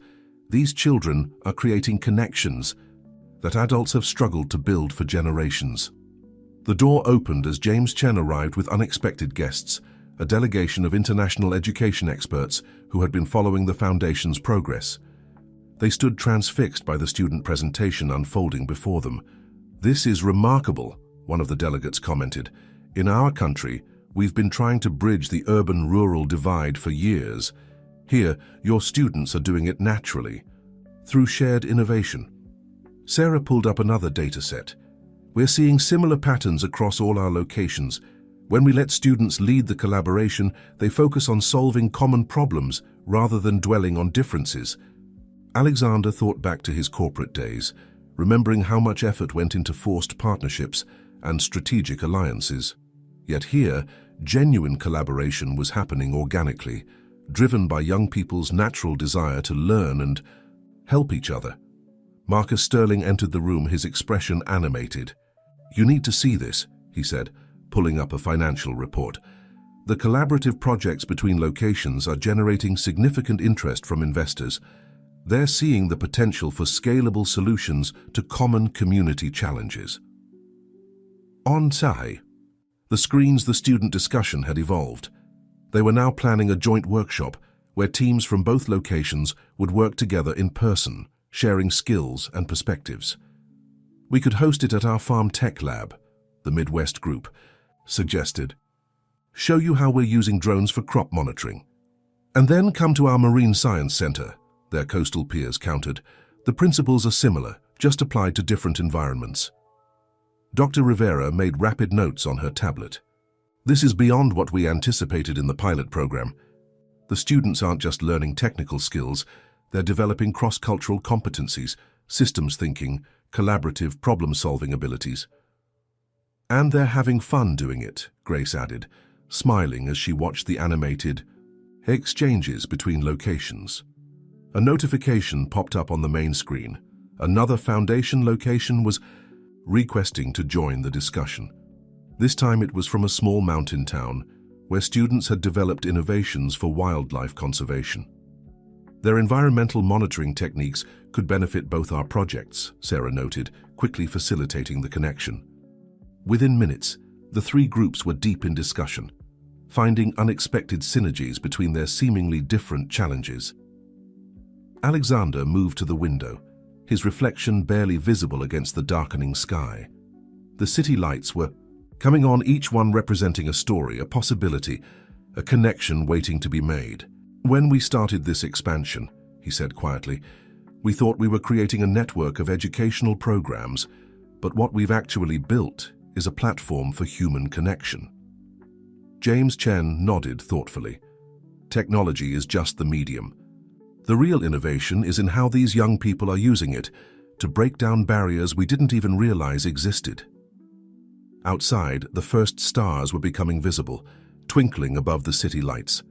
Inside, on screens throughout the building, Similar lights pulsed on the network maps, each one representing a point of connection in the growing foundation community. Sarah's voice drew their attention back to the main screen.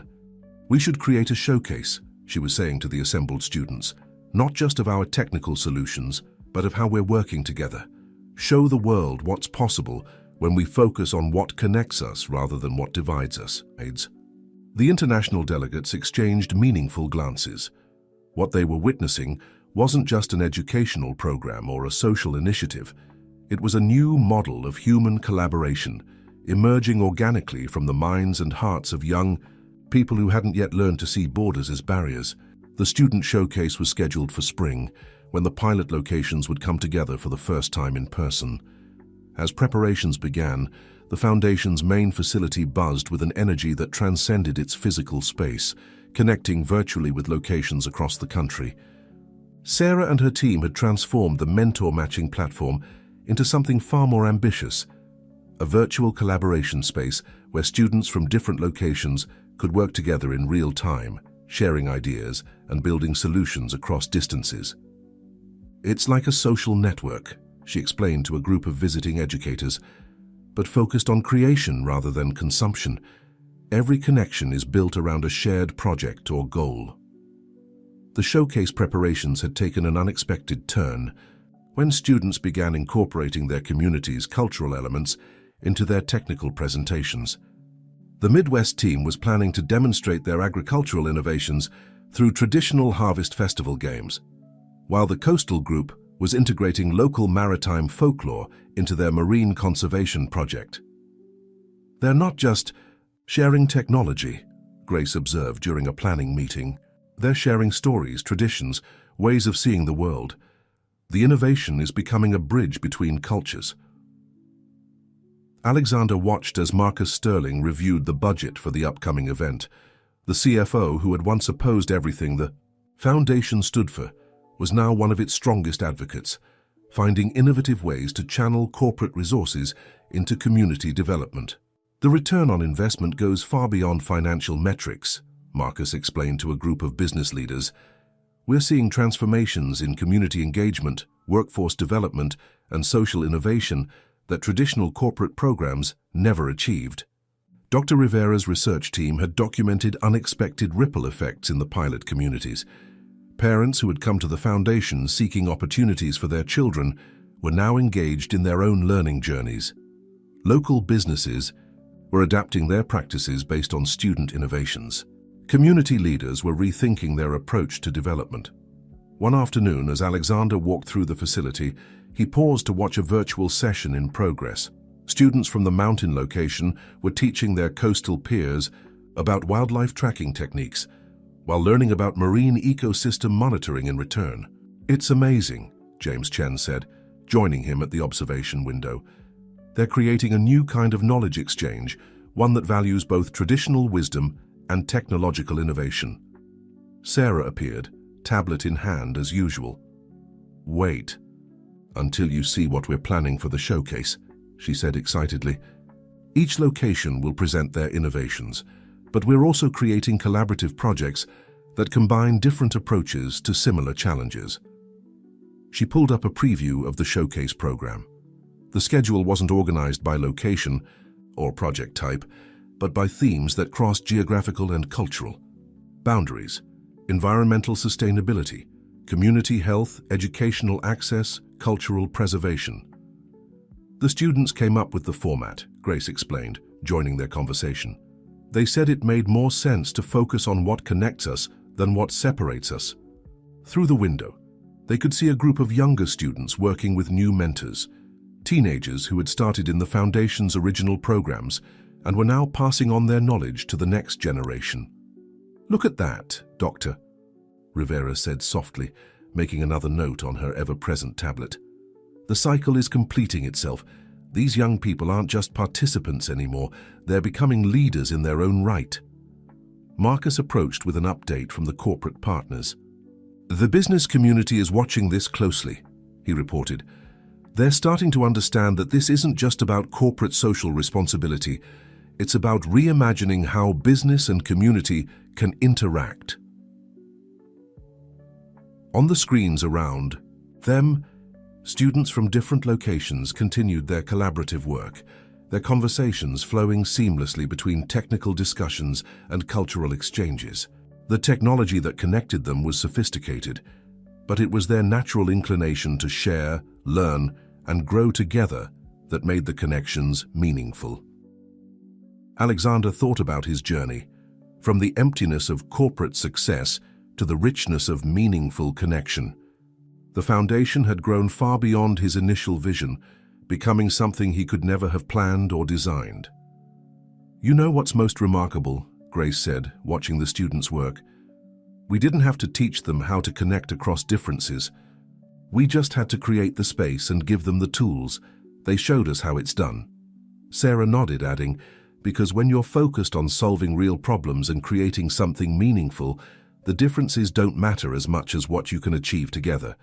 Outside, the city was preparing for spring, new growth pushing through old concrete, much like the way the Foundation's influence was transforming communities across the country. What had started as one man's search for purpose had become a movement, powered by the boundless potential of young minds working together across all kinds of boundaries. As spring approached, the Foundation's influence had begun to transform the very fabric of corporate culture across the country. Companies that had once measured success purely in profit margins were now actively seeking ways to integrate community development into their core business strategies. Alexander found himself in an unexpected position, not just as a business leader, but as a catalyst for systemic change. One morning, he arrived at the Foundation to find the main hall transformed into a sophisticated command center for the upcoming showcase event. Sarah and her team had created an interactive digital map that tracked real-time collaborations between locations. "Each light represents an active project," she explained, gesturing to the pulsing network displayed on the massive screen. "When you select one, you can see the connections it's creating." She clicked on a glowing point in the Midwest.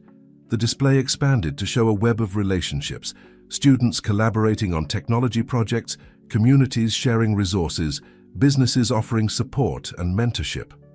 "But here's what's really interesting," Sarah continued, pulling up another layer of data. "These connections are generating their own connections. It's like a chain reaction of positive change." Dr. Rivera, who had been analyzing the patterns, stepped forward.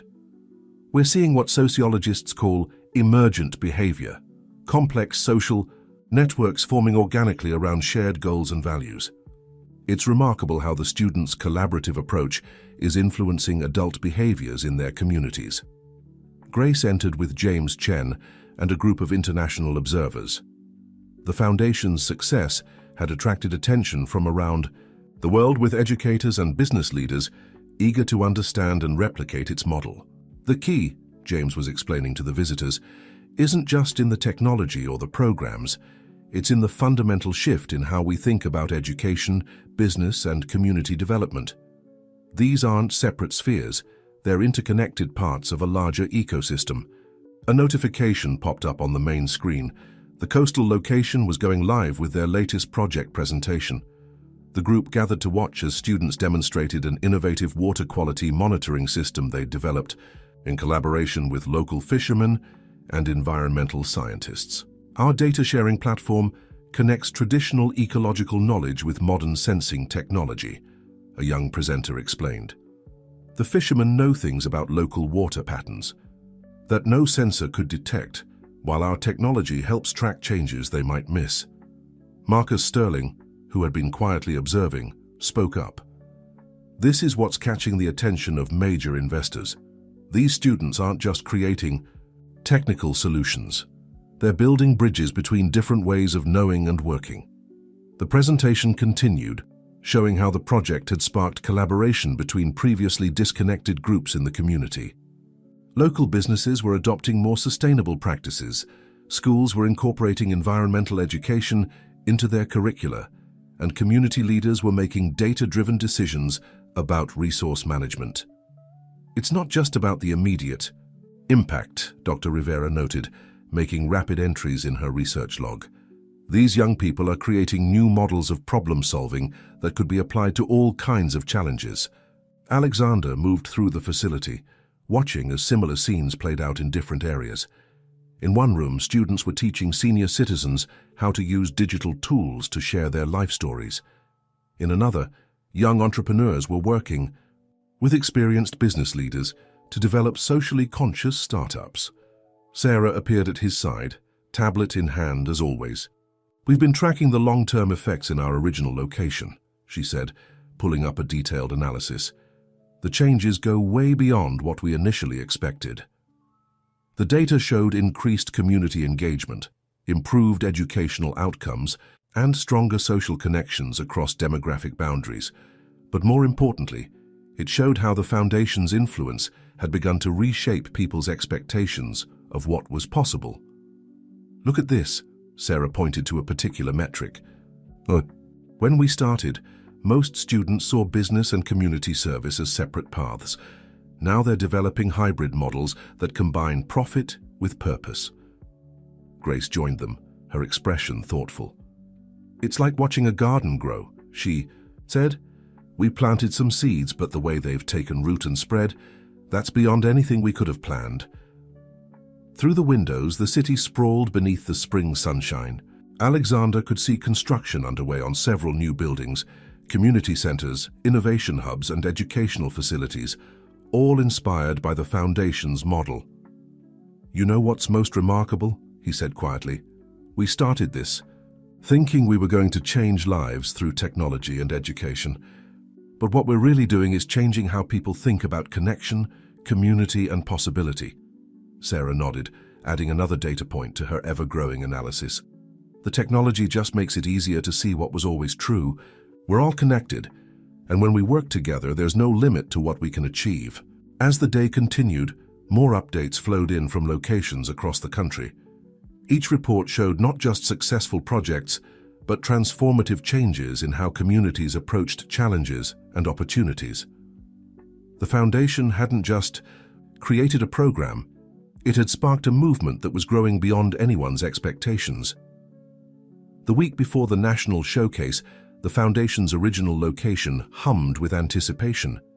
Students and staff from all pilot locations were arriving, turning the facility into a vibrant mosaic of faces, voices, and ideas from across the country.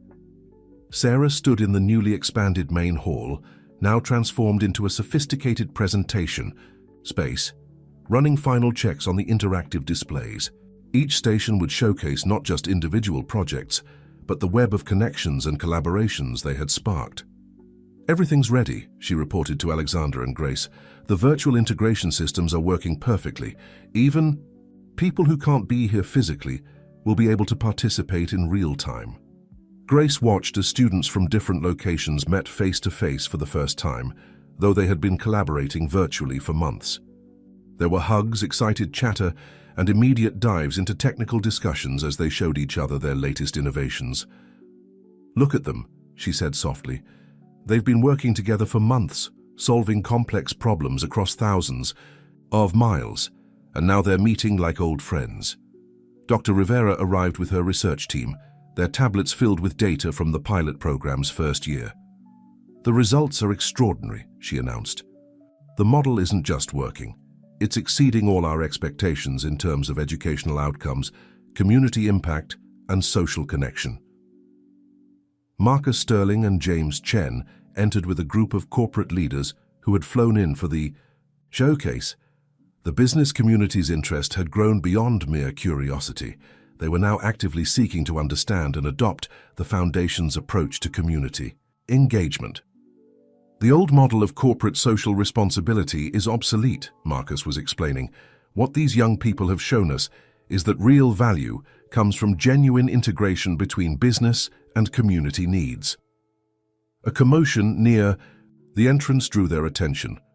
Mrs. Rodriguez had arrived with a delegation from her neighborhood, including many parents who had been skeptical of the program at first. Now they watched with pride as their children confidently demonstrated complex technical solutions to community challenges. "My daughter never spoke up in class before," one mother shared, wiping away tears. "Now she's teaching coding to adults in our community center." The afternoon brought more arrivals, educators, community leaders, and students from potential new locations. The Foundation's success had created a waiting list of communities eager to implement their own versions of the program. Sarah led a tour group through the facility, explaining how the mentor matching system had evolved into a comprehensive platform for community collaboration. The technology is important, she explained, but it's really about creating spaces where people can connect, learn, and work together. In the technology lab, students from the coastal location were setting up their marine monitoring equipment alongside the Midwest team's agricultural sensors. What had started as separate projects had evolved into an integrated system for environmental management that could be adapted for different contexts. "See how the data patterns overlap," a student explained to visitors. "The same principles that help us track ocean health can be applied to soil quality. We're not just sharing technology, we're sharing ways of thinking about complex systems." Alexander found himself in a quiet corner, watching the activity with Grace and Dr. Rivera. "When I started this journey," he reflected, "I was looking for purpose. I never imagined it would lead to this." "That's because you were willing to let it grow beyond your initial vision," Grace replied. "You provided the spark, but then you let these young people take it in directions none of us could have predicted." Dr. Rivera nodded, adding, "What's remarkable is how the program has maintained its core principles while adapting to different contexts. Each location has its own unique character, but they're all connected by shared values and approaches." As evening approached, the facility filled with the sounds of final preparations for the next day's showcase. Students made last-minute adjustments to their presentations, while mentors and staff ensured everything was in place for the hundreds of expected visitors. Sarah approached with her tablet showing the final schedule. "We're ready," she said simply, but her eyes shone with pride and anticipation. Through the windows, the city lights began to twinkle in the gathering dusk. Tomorrow, this space would be filled with people from across the country, all coming together to witness what was possible when barriers were replaced with bridges, when competition gave way to collaboration, when technology served as a tool for human connection rather than separation. Alexander looked at the faces around him, students and mentors, business leaders and community members, all part of something that had grown far beyond its original scope. The Foundation hadn't just created a program, it had sparked a movement that was reimagining the relationship between business, education, and community. The morning of the National Showcase dawned bright and clear. Alexander arrived early to find the Foundation's building already alive with activity. Students from all locations were making final adjustments to their presentations, their excitement palpable in the morning air. Sarah greeted him at the entrance, her tablet displaying real-time updates from the virtual participation platform. "We already have over 10,000 people logged into the live stream," she reported, "and that's just the beginning." The main hall had been transformed into an immersive showcase space.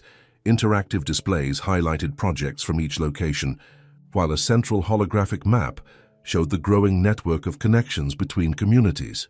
The technology was impressive, but it was the energy of the young presenters that truly brought the space to life.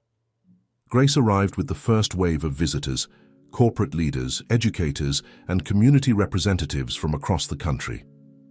Among them was a familiar face, the woman who had once been Alexander's harshest critic on the board. "I was wrong about you, Alexander," she admitted, taking in the bustling scene. "This isn't just corporate philanthropy, it's a completely new model for how business and community can work together." Before he could respond, the showcase officially began. Sarah took the stage, her confidence evident as she addressed the packed hall and the thousands watching virtually. "Welcome to the future of connection," she began. "What you'll see today isn't just a collection of projects, it's a glimpse of what's possible when we break down the barriers between technology, business, and community." The presentations began with the coastal location's marine conservation project.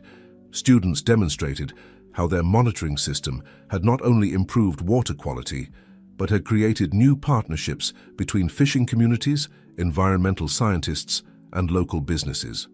"Our technology doesn't replace traditional knowledge," a young presenter explained. "It enhances it, creating a bridge between different ways of understanding our environment. Next came the Midwest team's Agricultural Innovation Showcase.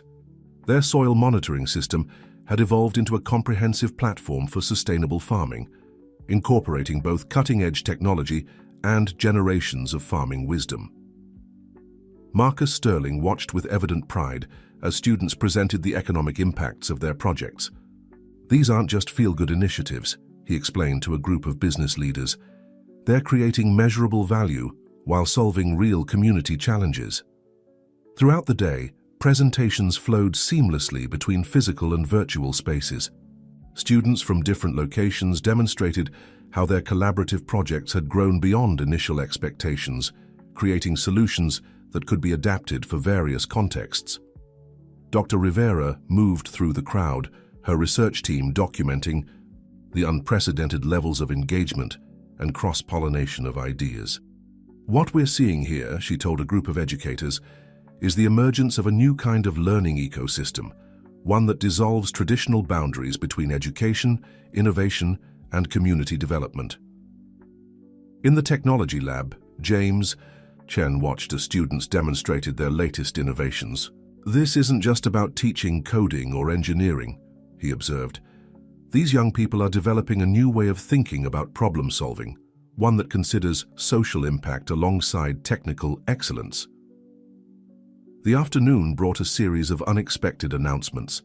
Several major corporations, inspired by the Foundation's success, pledged to implement similar programs in their communities. Educational institutions announced partnerships to adapt the model for their contexts.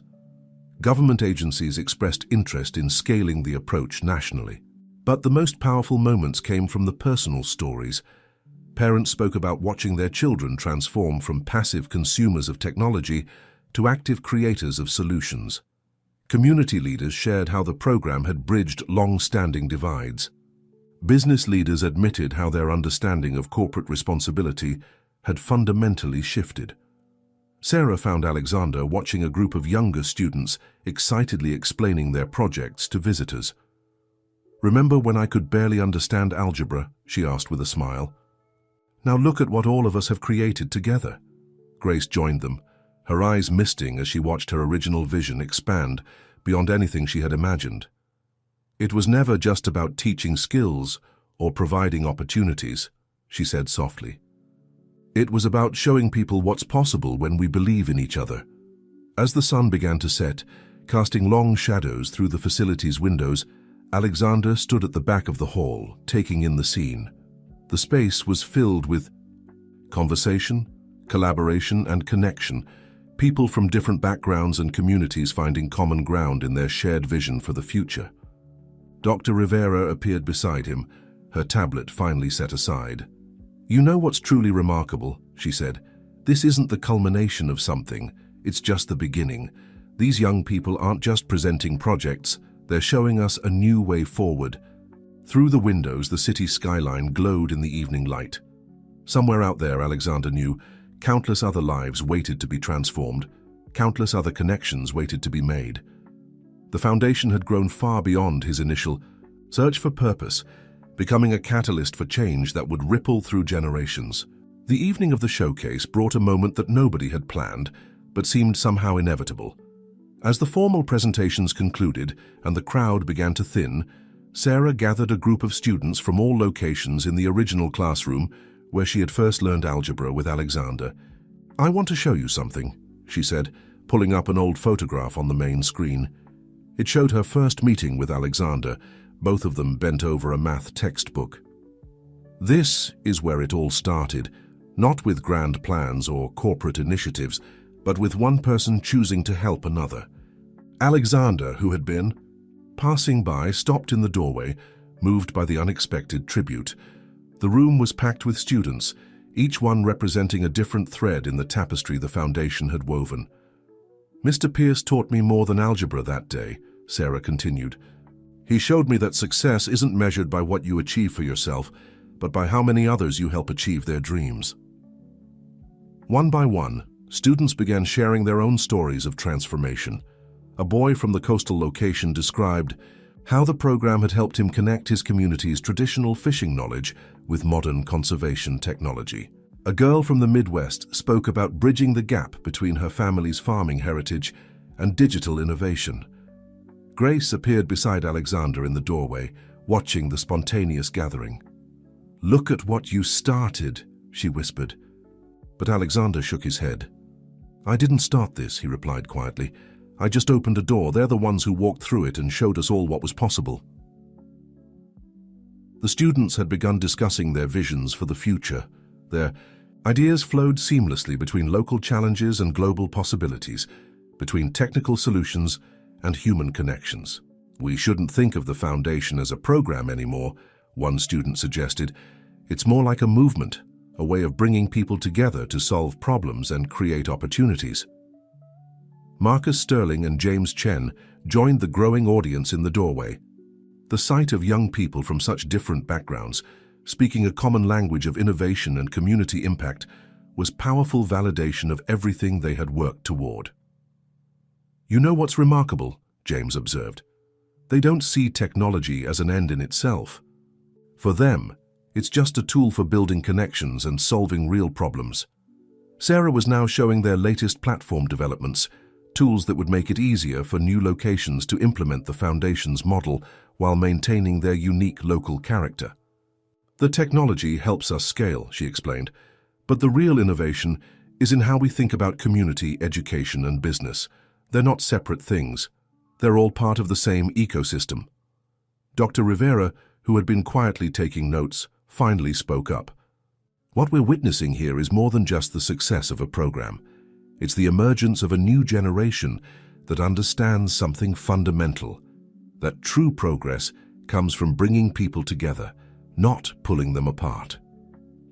As the evening deepened, the impromptu gathering showed no signs of dispersing. Students continued sharing stories, exchanging ideas and making plans for future collaborations. The energy in the room was electric with possibility. Alexander found himself thinking back to that night when he had stood alone in his penthouse, surrounded by success but empty of purpose. How far he had come from that moment of despair to this evening filled with hope and connection. Grace touched his arm gently. "You're thinking about that night, aren't you?" she asked, knowing him well enough to read his expression. He nodded. "I thought I had everything then, but I had nothing that really mattered. Now." He gestured to the room full of engaged, passionate young people. "Now I understand what real success looks like."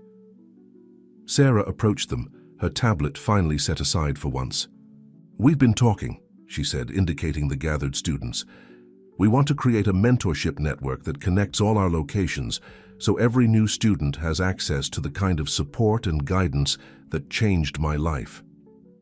The simple statement captured everything the Foundation had become, a self-sustaining cycle of transformation where those who had been helped became helpers themselves, where success was measured not in personal achievement, but in collective impact.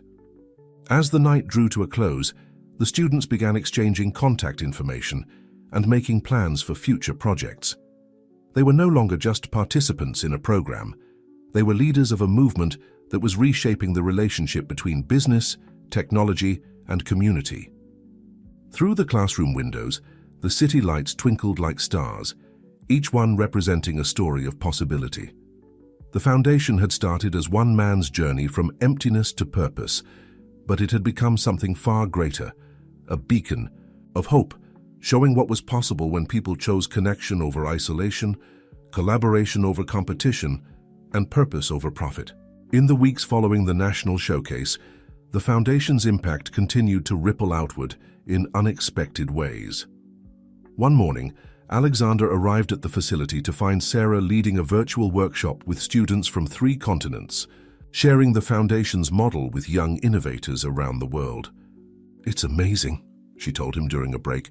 "They all face different challenges, but they understand immediately what we're trying to do here. It's like we're speaking a universal language of possibility." The Foundation's original building had become a hub of constant innovation and connection. In the main hall, Dr. Rivera was presenting her comprehensive research findings to a group of international education experts. The data, told a compelling story of transformation, not just in educational outcomes, but in community resilience and social cohesion. What we're seeing here, she explained, pointing to complex charts of interconnected data, is the emergence of a new model of social innovation, one that integrates education, technology, and community development in ways we've never seen before. Grace appeared with unexpected news. The governor's office had called, wanting to implement the foundation's model across the entire state. But it was the reason that touched Alexander deeply. The governor's daughter had attended the showcase and hadn't stopped talking about what she'd seen. "It's always personal stories that drive real change," Grace observed, watching as another group of visitors toured the facility. "Numbers and data matter, but it's the human connection that makes people believe in possibility." Marcus Sterling, who had become one of the Foundation's strongest advocates, was meeting with a consortium of business leaders. They weren't just discussing funding, they were exploring how to fundamentally reshape corporate engagement with communities.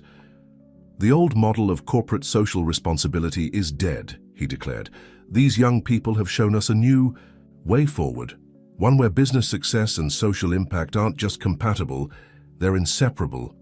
In the technology lab, James Chen watched as students demonstrated their latest innovations. What had started as simple coding projects had evolved into sophisticated platforms for community problem-solving.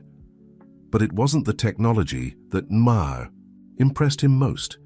It was the way the students naturally thought about impact and connection in everything they created. "They don't see technology as separate from human needs," he noted. "For them, innovation is always about bringing people together, solving real problems, creating meaningful connections." Throughout the day, Alexander found himself revisiting different spaces in the building, each one holding memories of how far they'd come. The classroom where he'd first taught Sarah algebra was now a bustling innovation lab. The conference room where he'd faced down his board was a collaboration space where students and community leaders worked together on new initiatives. Sarah found him in the early evening, standing by the window where he'd once questioned everything about his life's direction. "You know what I realized," she said, joining him at the window. "We're not just teaching skills or creating opportunities anymore. We're showing people what's possible when they believe in themselves and each other." She pulled up her tablet, showing him their latest data. The Foundation's network now connected thousands of students across multiple countries, each location adding its own unique perspective to the growing movement. "But here's what's really amazing," she continued, switching to a different view. "Look at how many of our original students are now leading their own initiatives. The cycle of transformation just keeps growing." Grace joined them, carrying a framed photo she'd just discovered, the original Foundation team, standing in the empty building before any of this had begun. "Remember when we thought we were just starting a community program?" she asked with a smile. Alexander took the photo, studying the faces of people who had believed in possibility before they could see it. "We were trying to change lives," he said quietly. "We never imagined how much our own lives would change in the process." Through the windows, the city stretched out before them, each light representing a story, a possibility, a connection waiting to be made. The Foundation had become more than a program or even a movement. It was a testament to what could happen when people chose to believe in the power of human connection. As evening fell, the facility remained alive with activity. Students continued working on projects, mentors shared guidance, and new visitors arrived to learn about what was possible. The energy was different now, no longer the nervous excitement of a new venture, but the steady pulse of sustained transformation. In the quiet of his office, Alexander found Sarah's original thank you card, now framed on his wall. The simple drawing of a bridge between worlds had become a powerful symbol of everything they'd achieved. But more importantly, it represented everything that was still possible. The real legacy, he realized, isn't in the programs we've created or the lives we've touched. It's in showing people that there's always a way to build bridges, to create connections, to transform emptiness into purpose. 5 years after the National Showcase, Alexander stood in the observation deck of the Foundation's new global headquarters. The sprawling campus below buzzed with activity, a living testament to how far they'd come from those first uncertain days. Sarah, now heading the Foundation's International Youth Leadership Program, joined him at the window. She'd grown into a poised young woman, but her eyes still held the same spark of possibility that had changed both their lives that day on the bridge. "Sometimes I can hardly believe it," she said, gesturing to the campus below. "Remember when I couldn't understand quadratic equations? Now we're helping young people around the world believe in their own potential." The Foundation had evolved in ways none of them could have predicted. What started as a local education initiative had become a global movement for social innovation, but its core principle remained unchanged: the belief that true transformation happens through human connection. Grace appeared with their latest impact report. The numbers were impressive: thousands of locations across 6 continents, millions of lives touched, countless innovations spawned. But it was the stories behind the numbers that truly mattered. "Look at this," she said, pulling up a video on the wall screen. It showed students from different countries collaborating on solutions to climate change, poverty, and social inequality. Their approaches were different, their contexts unique, but they shared a common language of possibility and purpose. Marcus Sterling and James Chen arrived for their weekly leadership meeting. Both had transformed their own corporations based on the Foundation's principles, creating a new model of business that measured success by social impact as well as profit. "The business world is finally catching up," Marcus reported. "Companies are realizing that community engagement isn't just about charity. It's about creating sustainable value for everyone." Dr. Rivera, whose research had helped validate the Foundation's approach, joined them with exciting news. Major universities were incorporating their model into their curricula, recognizing that the future of education lay in connecting classroom learning with real-world impact. But the most significant change, she noted, is in how people think about possibility. The Foundation has shown that transformation isn't just about resources or technology. It's about believing in the power of human connection. As they gathered for their meeting, Alexander looked around the table. Each person represented a different thread in the tapestry they'd woven together: business, education, technology, community development. But more than that, they represented the power of purpose to transform lives. Sarah opened her presentation with a familiar image, her original thank you card with its simple drawing of a bridge.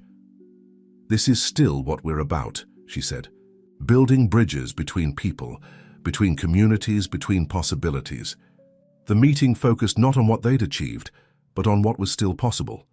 New initiatives were taking shape: programs to address global challenges, platforms for cross-cultural collaboration, innovations that would further break down barriers between people and possibilities. As evening approached, Alexander found himself back at the observation window. The campus lights were coming on, each one representing a story of transformation. But beyond the campus, the city stretched to the horizon, and beyond that, a world still full of possibilities waiting to be realized. Grace joined him, remembering their first meeting. "You were looking for purpose," she said softly. "Instead, you found a way to help others find theirs." Sarah appeared with her tablet, but for once she wasn't looking at data or projects. "You know what I tell new students when they join the program?" she asked. "I tell them about that day when someone chose to see possibility instead of emptiness, and how that choice created ripples that are still spreading." Through the gathering dusk, they could see new students arriving for evening programs, each one carrying dreams and potential. The Foundation had grown far beyond its original vision, but its essence remained the same: the belief that every person carries within them the seed of transformation, waiting only for the light of possibility to grow. "We're not just building programs or teaching skills," Alexander realized. "We're showing people that there's always a bridge to be built, always a connection to be made, always a way to turn emptiness into purpose." As night fell over the city, the lights below twinkled like stars. each one a reminder that transformation never truly ends. It simply continues, passing from person to person, community to community, each story of change inspiring the next. The foundation had started as one man's journey from despair to purpose, but it had become something far greater, a testament to the endless possibilities that emerge when people choose to believe in each other, to connect across differences, to see in every challenge an opportunity for transformation. And somewhere in the city, another life was about to change, another bridge was about to be built, another story of transformation was about to begin.